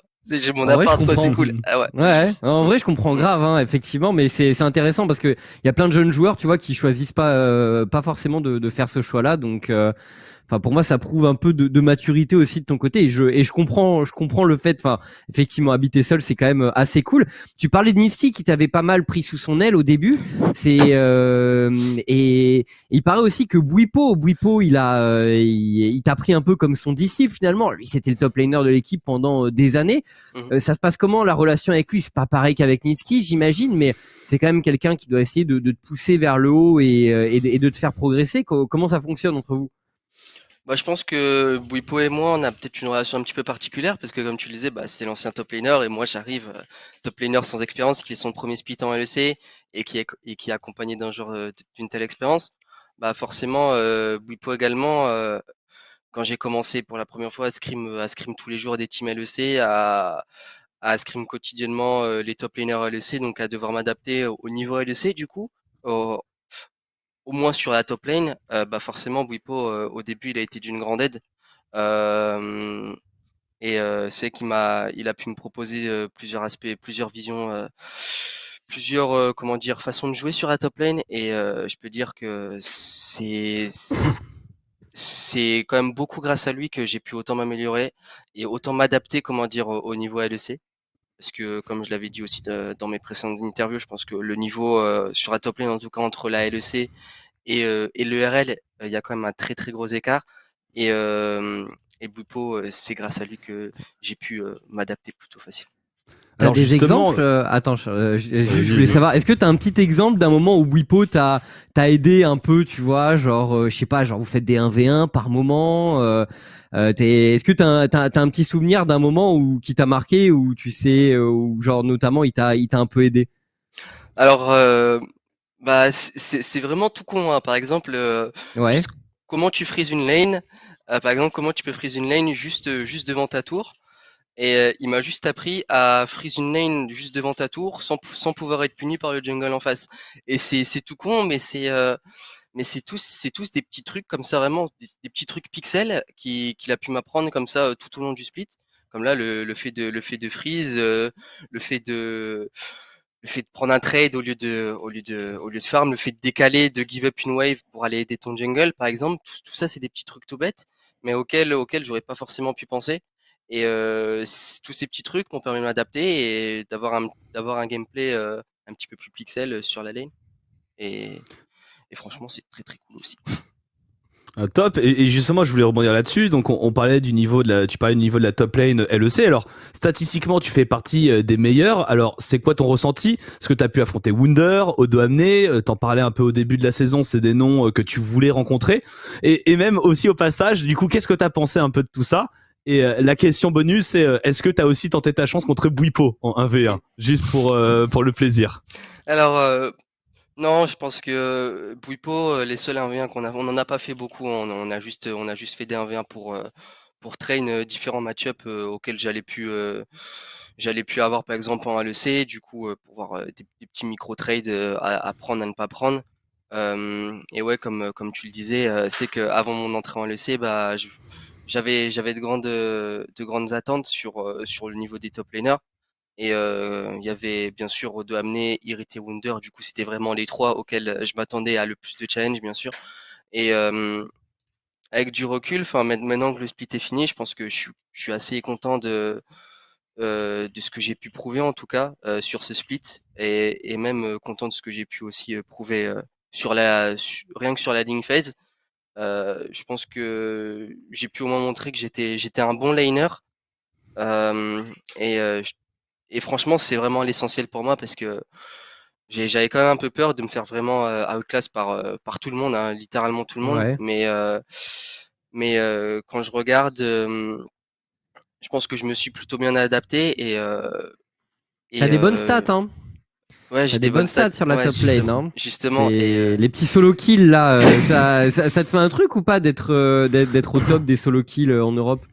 bah, tu vois aussi, bah franchement, bah c'est cool aussi, tu vois, d'être premier au solo kill sur un split, surtout sur mon premier split.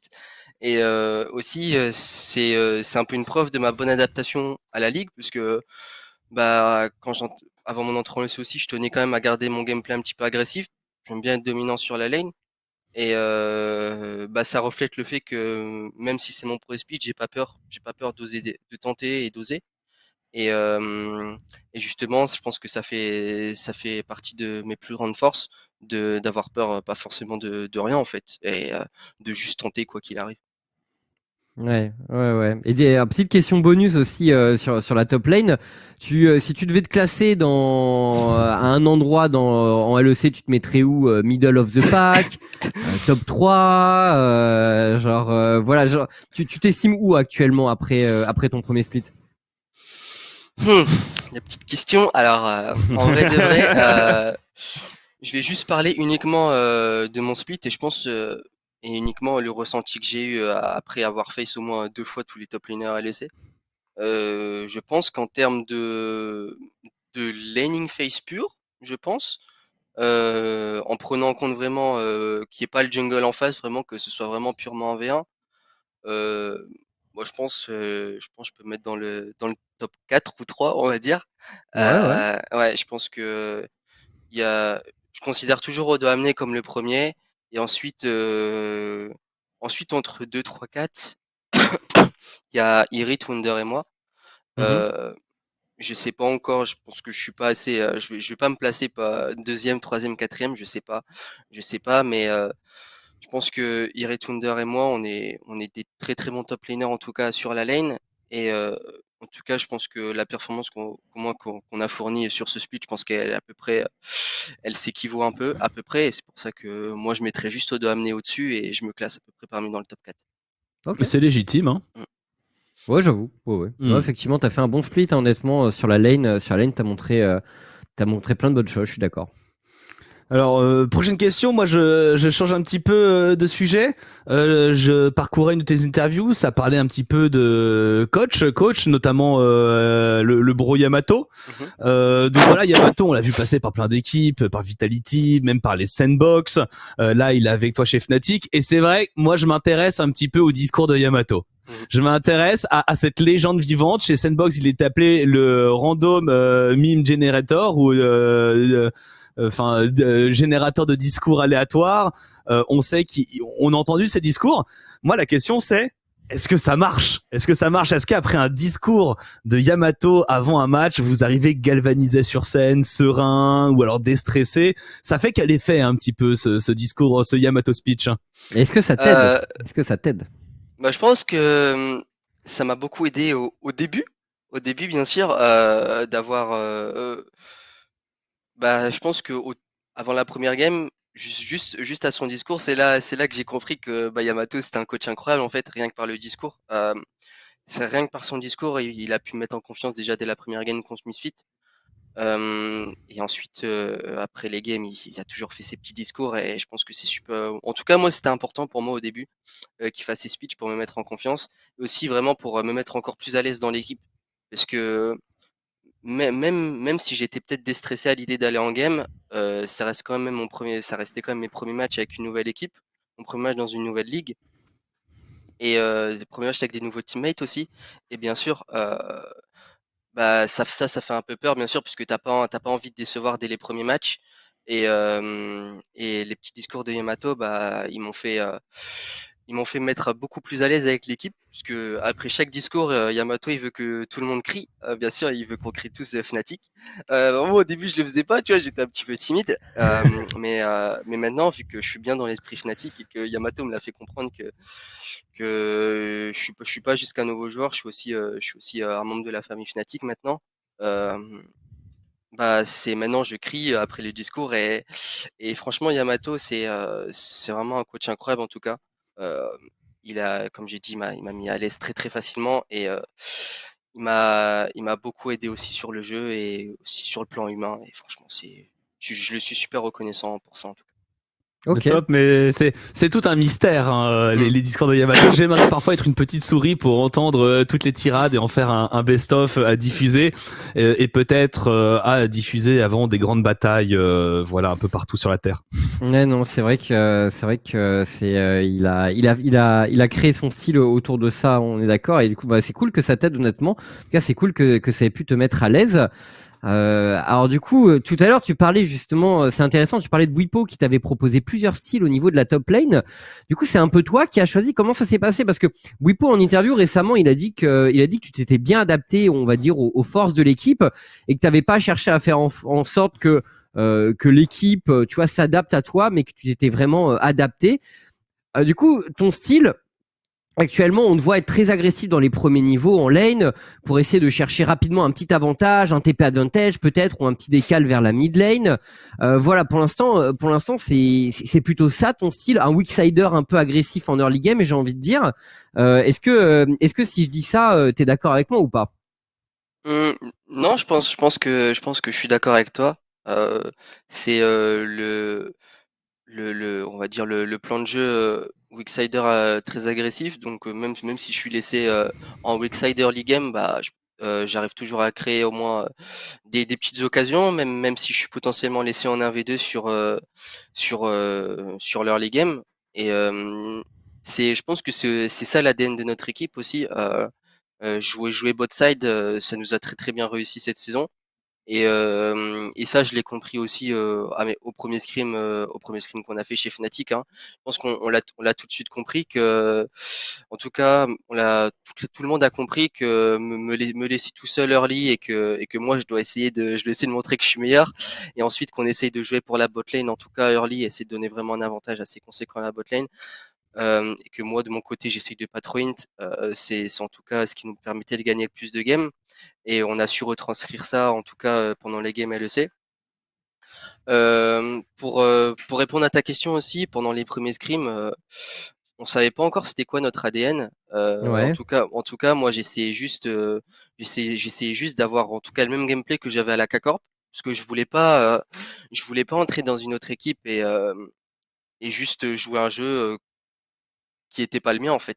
C'était important Ouais, pour moi de normal. garder, c'était important pour moi de garder le même gameplay et toute l'équipe, je pense qu'elle a compris très très vite et elle a su s'adapter autour de mon gameplay et ensuite j'ai pu m'adapter autour de la stratégie qu'ils avaient par rapport à mon gameplay et bah, grâce à ça, je pense qu'on a su créer une synergie assez rapidement en tant qu'équipe, même avec Boupo dans la jungle et moi nouveau sur la top lane.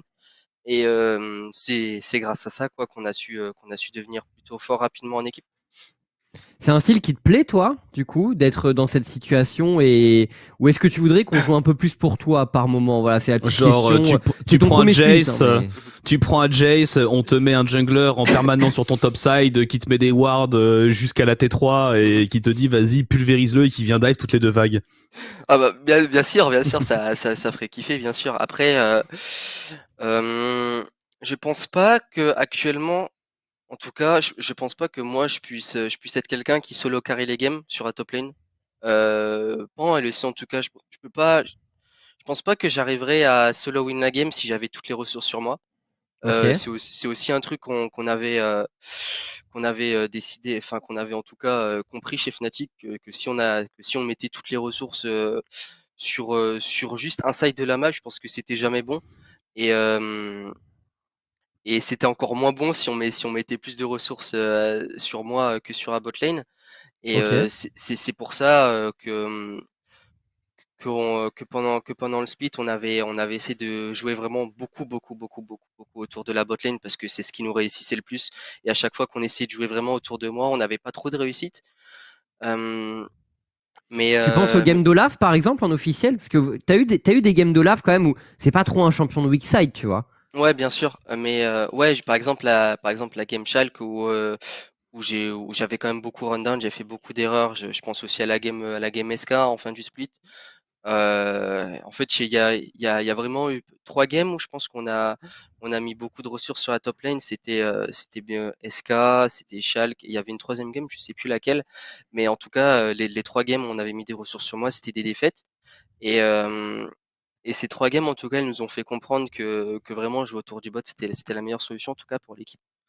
Et, aussi, ça nous a fait aussi beaucoup travailler sur comment être encore meilleur en me donnant les ressources, comment moi je peux être encore meilleur, comment moi je peux aider ma team, comment je peux retranscrire l'avantage que j'ai à mon équipe.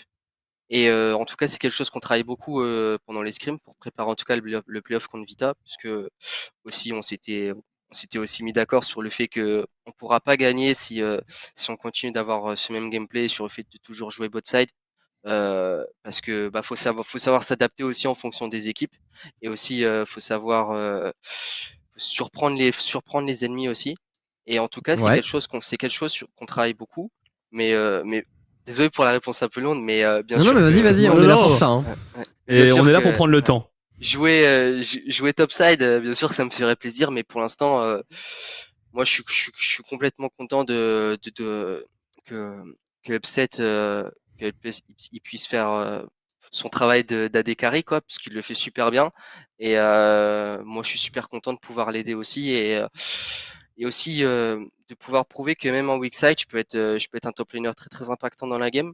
Parce que je pense qu'il y en a pas beaucoup également qui pourraient faire au moins ce que j'ai fait sur Split. Et en tout cas, moi, je suis content d'avoir pu faire ce que j'ai fait sur Split. Ouais, bah écoute, moi j'ai trouvé aussi que t'as eu, enfin, mais je te l'ai souvent dit, hein, j'ai souvent commenté tes posts un peu sur Twitter, mais je trouve que t'as beaucoup progressé depuis le début et effectivement on sent que t'es en train de te construire une personnalité, mais je suis curieux de voir, tu vois, avec le temps, le sait, je suis curieux de voir peut-être le Fnatic où Adam sera plus confiant pour qu'on joue pour lui et où tu pourras peut-être un peu plus carry des games, tu vois, mais on verra. Je pense que ça arrivera forcément à un moment. Pour parler de tes pics un peu, là j'ai évoqué ton Olaf effectivement qui pour moi un peu un champion de strong side pour le coup, mais récemment t'as joué pas mal de sets justement. Pour moi c'est un peu le champion parfait pour toi qui aime te battre. Là on voit un peu ton pool de champions sur ce split. Seth, Renekton, pour moi c'est un peu les champions parfaits pour toi dans le sens où tu peux te battre, tu peux solo kill, tu peux roam assez facilement avec peu de ressources, tu peux être efficace. Finalement, c'est sur ce genre de champion que tu sembles avoir le plus trouvé ta place actuellement. Ouais, bien sûr, c'est des champions qui peuvent être qui peuvent à la fois dominer qui peuvent à la fois dominer sa lane et bien survivre, qui peut littéralement jouer strong side et weak side en fait.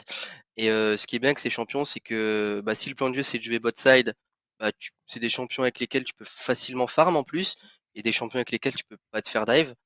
Des champions avec lesquels aussi tu as beaucoup de prio early, donc justement, même si je suis weak side, bah, Except et Renekton en général c'est des persos avec lesquels je vais avoir la prio early avec Ouais. lesquels je vais pouvoir créer de l'opportunité, en tout cas sur la bot lane ou faire des décalmis de level 3 par exemple. Et bah ouais, c'est des champions ça m'a beaucoup réussi quoi de les jouer en tout cas, même si les petits win rates sur 7, bon j'ai gagné que 2 games sur 5, Ouais, mais t'as fait des gros trucs en ouais, général en vrai, hein.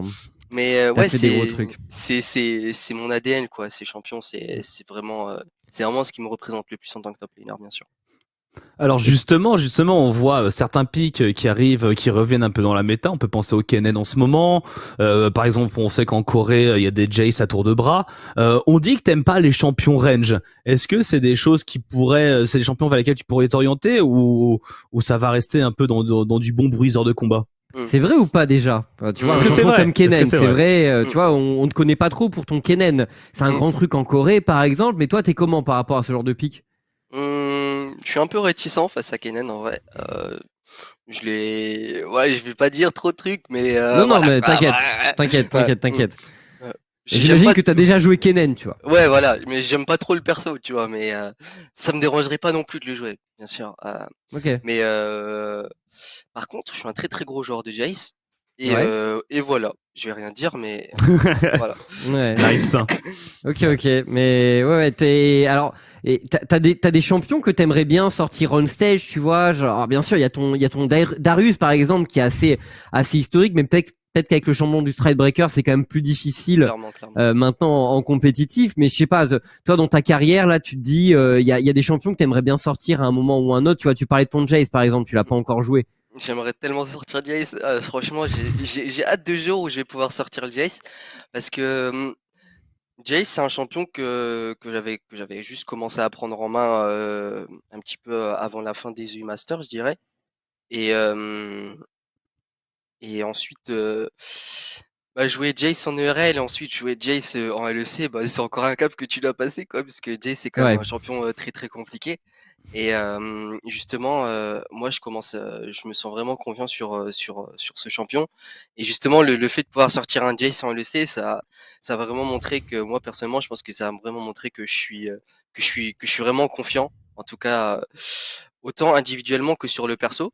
Euh, et ça montrera aussi que je pense mériter d'être à cette place, en tout cas d'être top laner de chez Fnatic. Et c'est vraiment le jour que j'attends quoi. Et le jour où tu vas lock ça, on sera là au cast et on dira que tu seras là pour casser la bouche de l'adversaire. On sera là. Mais du coup, toi, ouais, ton ambition, c'est quand même de, tu vois, parce qu'il y a des joueurs dans leur carrière, finalement, ils restent sur un petit pool de champions et tout. Je pense que toi, t'as envie d'aller plus loin à ce niveau. C'est que le début, entre guillemets. Bah, je pense que si j'ai envie de faire partie des meilleurs top laners d'Europe, il faut que je maîtrise Kennen comme je maîtrise Darius, il faut que je maîtrise Jess comme je maîtrise Darius. Tu vois, je pense que ça va de soi. Et en tout cas, moi, c'est l'ambition que j'ai également. Après d'aller au World, c'est aussi de pouvoir pas non seulement être connu sur mon Darius, mais par exemple, Odoamne est connu pour son Kennen, et moi j'aimerais bien Ouais. être connu pour le mec qui bat Odoamne sur son Kennen, quoi, par exemple, ou le mec qui a un meilleur Kennen qu'Odoamne, par exemple.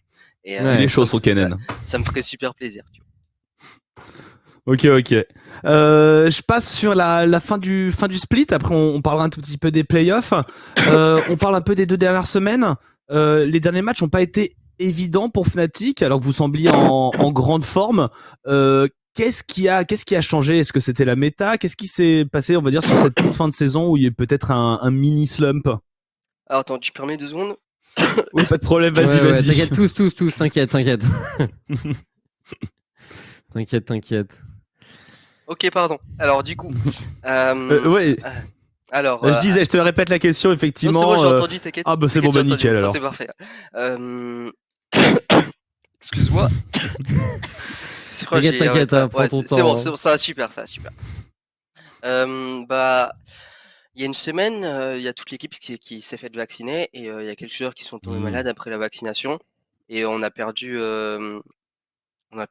3 jours de scrim sur une semaine, ce qui est énorme puisque dans une semaine tu fais 4 scrims, et peut-être on a perdu un petit peu le fil sur ces jours, je dirais, parce que bah on a fait un gros break, on s'est pas parlé forcément, on n'a pas vocal, on n'a pas forcément spam les solo queue aussi, et aussi bah on était sur à peu près 5 ou 6 victoires d'affilée, enfin je sais pas trop, et peut-être qu'on était Ouais, peut-être vous qu'on avez une belle était série. ouais, on avait une belle série, et aussi bah peut-être qu'on se disait ça va, on est trop fort actuellement, donc je pense pas qu'il y a un monde où on perde. Et bah c'est peut-être une mauvaise mentalité. Après bien sûr, il y a aussi le fait qu'il y ait des gens qui soient tombés malades. Ça c'est pas de chance, mais peut-être il y avait peut-être aussi un petit problème de mentalité. Mais surtout que les playoffs, ils étaient déjà assurés pour nous, si je dis pas de bêtises. Et Oui, peut-être oui. ouais, et peut-être qu'inconsciemment, on s'est peut-être relâché parce qu'au fond, on s'en foutait en fait. Je sais pas, mais en tout cas, quand on a enchaîné les défaites, en tout cas, ça nous a pas plu, hein, bien sûr. Personne en tout cas était content de ça, et c'est grâce aussi à ces défaites qu'on a compris qu'on n'avait peut-être pas qu'en tout cas actuellement on n'avait peut-être pas le niveau pour les Worlds, et que c'est grâce à ça qu'actuellement en tout cas on tryhard vraiment pour retrouver le niveau qu'on avait. Si en tout cas on veut aller aux Worlds, c'est ce qu'on doit faire. Ok, parce que c'est vrai que c'était étonnant, tu vois, parce que vous avez pas tout le temps mal joué en réalité dans ces matchs. Mm. Souvent, la plupart du temps, vous avez gagné leur lit en réalité Mais on fait des erreurs. assez largement. Et ouais, il y a eu ces petites erreurs en mid game. Tu penses que c'est trop plein de confiance, enfin que c'est un peu ce mix du coup qui vous a fait vous relâcher en mid game. Ouais, je pense aussi, parce que bah on prend. Je pense que il y a beaucoup de kills. Il y avait eu beaucoup de kills dans nos Oui. games. Et bah tu vois, quand il y a beaucoup de kills, en général, c'est des games de scrim où tout le monde s'en fout. Bah, tu vois, et aussi quand il y a beaucoup de kills, c'est que on joue pas un jeu réfléchi, où dès qu'on voit quelqu'un, on lui saute dessus. Je pense que c'était peut-être l'ADN qu'on avait en tout cas sur nos dernières games de ce split. Et en tout cas actuellement, on fait tout pour que ça change. Et on va essayer de prouver ça en tout cas par commencer contre Vitality dimanche. Ça t'a fait quoi justement de te retrouver dans une situation où tu dois passer par le loser bracket? Alors bien sûr, j'ai suivi tes tweets, tu vois. T'as jamais l'air abattu de toute façon, t'as toujours l'air assez optimiste. Et je pense que c'est une super qualité d'ailleurs. Mais voilà, dans l'équipe, vous avez réagi comment? Parce que tu vois, sur les caméras de fin de game, par exemple, quand on a vu quand le résultat a été log sur le fait que vous ayez à passer par le loser bracket, tu vois, par exemple, j'ai vu la réaction d'Upset qui a un petit historique d'à chaque fois il manque le truc au moment où c'est important. Et je l'ai senti un peu plus peut-être touché que d'autres. Donc ça a été quoi la réaction globale dans l'équipe? Euh, Bah, je pense que tout le monde était très déçu parce que on était premier ex aequo avec Rogue, on perd contre Rogue et ensuite on perd contre Eska. Si on avait gagné contre Eska, on aurait encore été ex aequo avec Rogue et juste cette victoire contre Eska, ça aurait pu nous assurer juste une place au winner bracket, voire même la deuxième place du split. Je pense juste cette victoire contre Eska, ça Ouais. aurait pu tout changer. Et bien sûr, quand tu regardes à une victoire contre Eska, on aurait pu finir deuxième. Et là, quand on se retrouve au loser bracket à devoir gagner 3 BO5 pour les Worlds, sachant qu'après on était en super mauvaise forme, euh, tout le monde était très déçu en tout cas, mais on savait tous que c'était globalement de notre faute et que voilà, c'était déçu, mais c'était de notre faute. Donc faut faire avec. On a troll, on a troll. Et voilà, on a troll, mais en tout cas, maintenant, l'atmosphère dans l'équipe, c'est que tout le monde, en tout cas, est en train de tryhard, ils donnent tout ce qu'ils ont pour qu'ils puissent donner le meilleur d'eux-mêmes, en tout cas, pendant les fameux BO pour les Worlds. Et on va tout donner, en tout cas, pour essayer d'y aller, quoi. Alors justement, BO dimanche contre Vitality, il y a des joueurs que tu vas retrouver. Il y a notamment, on peut parler de la rivalité avec l'ami leader et bon, il y a Ziganda qui finalement lui aussi a fait l'expérience de la LFL après que tu y sois passé. Ça t'inspire quoi un peu déjà ton match-up à la top lane et est-ce que le fait d'affronter leader, t'as envie de le démonter encore plus? Zigenda, en vrai, ça va, puisque j'ai j'ai jamais trouvé que c'était genre un excellent top laner en soi. Puis je l'ai solo kill 7 contre Gwen, il jouait Gwen, enfin voilà. Non, en vrai, Ouais. plus sérieusement, c'est un top laner que je trouve quand même très fort, Zigenda, mais il me fait pas plus peur que ça, en tout cas, vu que je l'ai déjà affronté une fois. Et il y a le petit ami leader, bien évidemment, mon meilleur pote de tous les temps. Et Il y a toujours cette rivalité pour toi avec lui ou pas? Genre, non, t'as toujours ce truc un peu fort de vouloir le battre ou le fait d'être un LEC, ça a un peu diminué? en vrai, je pense que c'est un peu du passé. Je pense que si même j'allais le DM et qu'on dit go faire la paix, je pense que lui il avait déjà fait la paix. En tout cas, moi c'est le cas parce que bon, c'est juste j'avais fait un petit post sur Twitter, mais maintenant c'est juste du taunt quoi entre lui et moi. J'ai pas j'ai pas de sentiment particulier envers Leader maintenant. Ça va être juste être un adversaire que je vais affronter dimanche. Rien de plus. Donc, ouais, sinon, pas de rivalité, non. Ok, d'accord. Donc on peut laisser cette storyline un peu au placard et ne pas en abuser. Ça marche. Ouais. Tu viens de le dire là. Ok, bah écoute, c'est très bien reçu de notre côté. Par rapport au play-off du LEC, moi je voulais te demander aussi ta prédiction un peu sur les premiers matchs qu'on va avoir, parce que du coup par rapport à ça, on pourrait savoir qui vous affronteriez si vous Mhm. battiez Vitality. Tu penses quoi des différentes rencontres déjà? Alors le match G2, à ton avis, qui gagne C'est G2 contre qui? contre Mad? G2 Mad. Hmm, Je pense que je vois Mad. Ah ouais? Honnêtement, je Ok. pense que je vois Mad, ouais, et je vois Rogue. Ouais. Ça va être un Rogue Mad en deuxième BO. Et je Ça veut pense dire que que Rogue va gagner. Ok. Et c'est-à-dire t'affronterais un Misfit si tu bats Fnatic. si je bats vite, on affronterait Misfit. Enfin, si tu bats, pardon, si tu bats vite, Ouais. vous affrontez Misfit. Ouais, ça serait Vitality, Misfit et entre G2 et Mad du coup. Ouais. Et voilà. Et du coup, après, alors si tu battais Misfits, tu devrais jouer ta place pour les Worlds face au G2. Ouais, Ce serait En BO, ça serait insane en beau. quand même. BO5. Ça serait beau, ça serait beau, ça serait beau. Franchement, G2 dans un BO5, je pense que j'aimerais bien vivre ça en tout cas sur ce split. Un petit BO5 contre G2 on stage, J'ai- ça serait vraiment pour comment dire sacraliser mon split quoi. Ouais. Tu te serais imaginé il y a 6 mois disputer un best of 5 classico Fnatic contre G2 pour une qualification aux Worlds. C'est quand même insane de se dire ça là Mm. maintenant. Bah écoute, Il y a 6 mois, j'étais chez mes parents. Avant chaque match de LFL, je disais à mes parents dans le salon, faites pas trop de bruit pour que mes potes ils vous entendent pas. J'étais en train de jouer en calbar, du coup, voilà, du coup, bah non, je m'y attendais vraiment pas, quoi. Ouais, mais j'avoue que c'est Mm. stylé, hein. Si tu vas réussir à, parce que j'ai l'impression qu'effectivement t'es pas quelqu'un qui est très stressé, mais du coup l'excitation de ce genre de match, comment t'arrives à la gérer? Comment t'avais géré par exemple ta première on stage où on avait cru comprendre que t'étais à 300%? Attends, c'était quel game, ma première on stage? Je Je sais l'ai même pas. plus exactement, mais je crois que c'est Bwipo qui avait parlé de toi, ou bah, il y avait un joueur de Fnatic qui avait dit que tu tenais plus en place, tu vois, et que Ouais. tu voulais en découdre, quoi. Bah honnêtement, je sais même plus c'était quel game, ma première game on stage pour le coup, mais je suis en train de réfléchir, mais bon, je vais pas réfléchir parce que je m'en souviens vraiment pas. Mais ouais, Ouais. j'étais vraiment super excité à l'idée de vraiment d'aller on stage, puisque bah c'était aussi une étape de plus à passer. T'es joueur LEC, mais tu fais les matchs, tu joues les matchs depuis les locaux de ton équipe, et ensuite tu vas au studio légendaire de la LEC. T'es là, il y a toutes les lumières, t'as toutes les caméras sur toi et tout. T'as ta photo qui passe derrière dans un écran géant et tout. Forcément, c'était une étape de plus à passer, mais j'avais pas peur. Justement, moi, je voulais vraiment passer cette étape et j'étais super impatient. Manque plus que le public, du coup. Il manque plus que le public, ouais. Mais Ouais. ça va pas arrivé tout de suite, malheureusement. Ouais, ouais, effectivement. Peut-être au Worlds si tu y vas, il se pourrait qu'il y ait du public du côté de la Chine. Mais ouais, ouais, j'avoue que c'est un peu le last step dans cette histoire.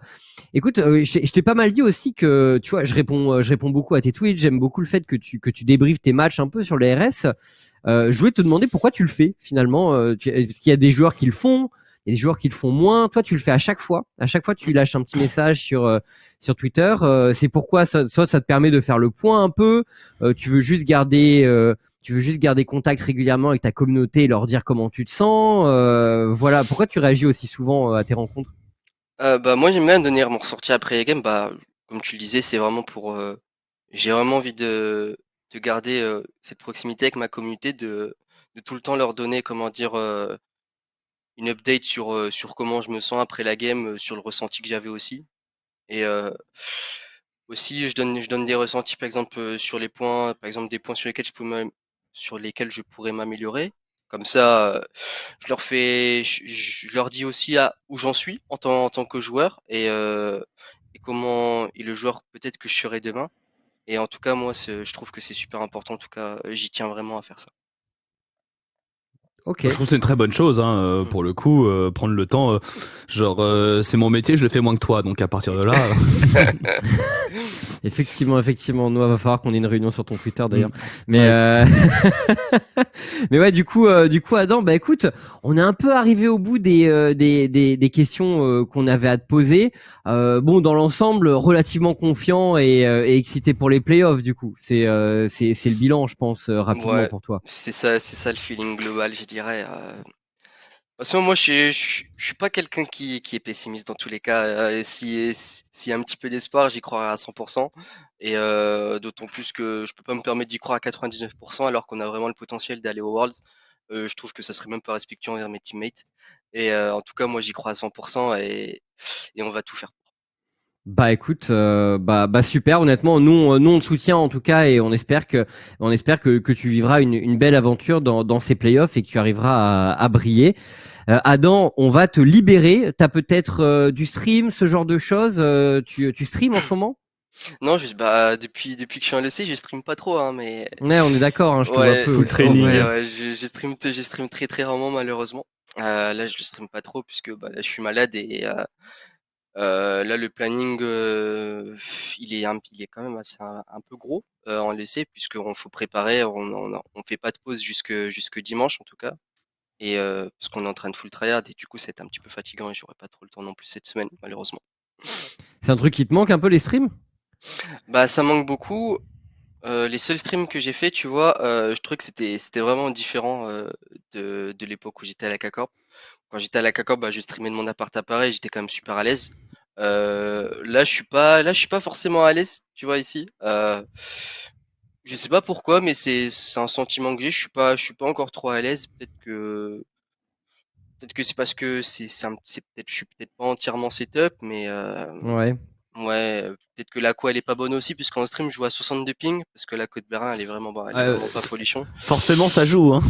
Ouais, quand je stream, je joue à 62 ping et aussi je fais des games de merde. Souvent, depuis que je stream, j'ai pas forcément eu des bons streams, en tout cas sur mes games. Et, euh, et ouais. Ok. Et j'ai vu une petite question sur le chat passer. Ouais. Après, dernière question et après on te libère. Il y a quelqu'un qui te demande tes pronostics pour la LFL. Tu suis un peu les matchs quand tu peux? Bah, j'ai suivi le BO LDLC Solari. Ouais. J'ai suivi le BO Misfit Solari aussi. Quand j'ai du temps, je regarde toujours la LFL dans tous les cas. Alors moi personnellement, je trouve que Kakorp devrait encore gagner la LFL. Ouais. Je pense que objectivement, si parce que à la fin de la saison, ils ont quand même eu quelques difficultés, on va pas se le cacher. Et s'ils arrivent juste à retrouver le niveau qu'ils avaient et s'ils arrivent juste à être sérieux dans ce qu'ils font, à essayer de bien cerner, comment la méta est en ce moment. Je pense que y a pas, je pense que Misfit première peut peut-être leur prendre une game, mais je pense que K-Corp sera au-dessus toujours. Tu vois Du coup, Misfits en finale, du coup? tu vois pas trop Vita, du coup. Non, je vois Misfit. Ok. Ouais, Ok, je pense ok. Misfit est au-dessus de Vita. Ouais. Après, ils font un 3-0 bien sécos en round 2, donc ça se justifie clairement. Ça se tient, ça se tient. Ok, bah écoute Adam, bah merci beaucoup pour toutes tes réponses aux questions. Et voilà, hein, sur le chat, bien sûr, allez lui donner de la force pour ces matchs en play-off. On te souhaite une bonne soirée Adam, merci beaucoup d'avoir Merci beaucoup. répondu Bah, à notre merci à invitation pour Hashtag Analyse, c'est un plaisir. Et voilà, bah écoute, je te laisse un petit mot et on te laisse. Bah ouais, bah merci à vous de m'avoir invité, merci à vous le chat d'avoir en tout cas suivi ces petits hashtags analyse. Et bah moi je vous souhaite une bonne soirée à tous en tout cas et merci encore une fois à tous ceux qui me suivent. Je fais plein de bisous. Et on se dit à plus en stream. Merci beaucoup Adam, bonne Merci soirée. Adam. Et Allez, bonne chance passez pour une les bonne soirée. playoffs. Merci, salut. Salut. Donc voilà, ça nous amène tranquillement à la fin de l'émission. Noix, peut-être petit point sur le planning de la semaine prochaine. Oui, gros point planning même la semaine prochaine. Allez. Parce que c'est costaud. On repart dans du très costaud là. Voilà, on s'est bien reposé, c'est bon. Il y avait pas de LC cette semaine. Alors la semaine prochaine, bien sûr, mercredi soir, Misfit contre Vita, 17h30 comme d'hab. Après, jeudi, vendredi, samedi et dimanche matin, on est sur la dernière semaine de la Corée, avec notamment une grosse bataille pour les 2 premiers seeds. Il y a des matchs qui sont, ma foi, très intéressants, notamment le samedi, un petit Damwon contre Sandbox, et le dimanche, un petit Nongshim contre Genji. Donc ça, c'est dans les gros matchs. Sinon, vendredi, samedi et dimanche, le début des playoffs LEC. Donc avec vendredi, Rogue contre Misfit, donc VTO versus Ansama, bien sûr, vous serez là. Juste après, Mad contre G2, un banger, on commence à connaître le best of 5. Oui. G2 commence à être un habitué de partir en loser bracket à cause de Mad. G2 doit prendre sa revanche. Complètement. Et enfin, Fnatic contre Vitality, structure française contre Adam et Niski, les Gigabros. Donc pareil, match au summum. Et je vous fais même le début de la semaine d'après, parce que le début de la semaine d'après, le lundi, sans transition, on rentre dans les play-in des European Masters. Ouais. Donc il y aura pas mal de Français un peu partout, on a eu le temps d'en parler. Il y aura aussi, alors à savoir, soit Vitality, soit Misfit du côté du play-in pour la France. Donc voilà, c'est quelque chose qu'on aura envie de suivre. Victor, est-ce que tu peux prendre le planning qui a été publié sur non, il n'y a pas encore le planning de la semaine prochaine. En réalité, il paraîtra demain sur Twitter. Et du coup, donc les mercredi 18 août, jeudi 19 août, samedi 21 et dimanche 22, c'est les playoffs de la Corée. en Ouais. même temps que, donc voilà, dans la semaine, on aura le début des UM, la fin des playoffs du LEC, le début des playoffs de la Corée. Ça, c'est les 2 prochaines semaines de compétition. Vous l'aurez compris, il reste plus beaucoup de temps avant les Worlds et plus beaucoup de temps avant aussi le gros du menu des European Masters. Exactement. Et à Blacka 22 qui demande, quand se joue la grande finale de la LFL, c'est ce jeudi. C'est ce jeudi. Donc les 2 derniers rounds de playoffs de la LFL sont cette semaine, mercredi puis jeudi. Mercredi le Vitality B contre Misfits première et jeudi donc K-Corp contre le gagnant du match de la veille. Voilà, tout ça en best of 5 bien sûr. Vous connaissez. Demain il y a la Div 2 exactement sur OTP également donc voilà, c'est quand les Worlds, ça commence à partir de fin septembre a priori. Le premier donc jour voilà. des play-in, ouais, c'est c'est public ou pas? Bon, j'ai Fin un septembre, doute. comptez fin septembre. Fin septembre. Comptez fin Voilà. septembre, voilà, et début du tout ce qui est phase de poule, début octobre, voilà, donc ce genre de choses. Ouais. Est-ce que les up and down de la LFL seront diffusés? Normalement, oui. Il me Ou semble que normalement, oui, je Oui. suis même quasiment certain que oui. Ouais. Si je me remets le planning, alors c'est pas totalement confirmé, mais je crois que c'est dans la semaine du 23 août. Ouais. Voilà. Ouais. Voilà. Retour plateau, Xitac. Oui, absolument. On revient en physique. Voilà, on a fait nos périodes un peu à distance. Les batteries de test ont été faits. Les gens qui ont eu des vrais problèmes avec le Covid sont en train de récupérer. Et voilà, normalement, on retourne en plateau et ça devrait le faire. Donc voilà. Est-ce qu'il y aura pas de Monaco pour la finale de la FL? Bah si, ça a été annoncé. Si, mais Ça c'est a pas été la finale annoncé. c'est pas la finale de la LFL. C'est la finale de l'année. C'est la finale de l'année. Voilà, la finale du split, elle sera jouée sur Paris, si je me trompe pas, avec les Ouais. joueurs, à l'e-spot. Et la finale de l'année, elle est jouée à Monaco courant C'est 4 octobre, je crois. octobre. Voilà, courant C'est octobre. 4 c'est octobre, ça. je crois. Il me semble. Voilà. D'autres questions rapidement. CDBO5, les up and down LFL, je pense que c'est Je pense CDBO5. que oui, ouais. J'ai pas le format en tête, mais je pense. C'est sûr que Carmine est à Monaco, du coup, bah oui, ils ont fait double, Oui. 2 fois premier. C'est sûr et Oui. certain qu'il y aura au moins la Carmine Corp. Enfin, ils ont fait 2 fois premier. Attends, tu spoil le script peut-être. Ah oui, c'est vrai, excuse-moi. Oui, non, mais ils ont été Mais 2 dans tous fois en les cas, finale, ils y quoi. sont, oui. Ils y sont. Ils ont fait une fois premier, une fois en finale, donc c'est impossible d'avoir plus de points qu'eux. Voilà, exactement. Donc ils seront à Monaco dans tous les cas, la K-Corp. Voilà.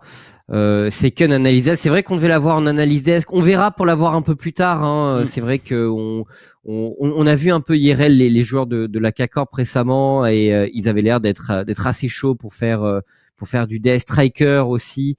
Réal analyse de l'équipe. Donc voilà, possible effectivement. Qu'on voit des membres de la K-Corp un peu sur certains desks. Ça pourrait être sympa, histoire qu'ils apportent leur point de vue sur le jeu, leur analyse. Je pense que ce sera assez chaud. Je fais une micro-précision parce qu'il y a des gens qui demandent c'est quoi la finale à Monaco. En fait, les équipes qui se sont le mieux classées sur le Spring et le Summer sont seedées dans un arbre pour avoir le gagnant ultime de l'année. 3 équipes. Voilà. 3 équipes. Il y en a une qui attendra en grande finale et techniquement, normalement, c'est la K-Corp. Quoique, parce que si Misfits première gagne, par exemple. Je pense que c'est Misfits première parce Ouais, qu'ils ont fait c'est ça. finale et puis après ils ont gagné le Summer Split et le Summer doit au plus Summer. compter. Ouais. Mais voilà, mais a priori, vu comment c'est parti, bon, Carmine c'est sûr qu'on les a. Et après, a priori, il y a de grandes chances qu'on voit Misfits et pour le 3e, on sait pas encore. Ouais, voilà.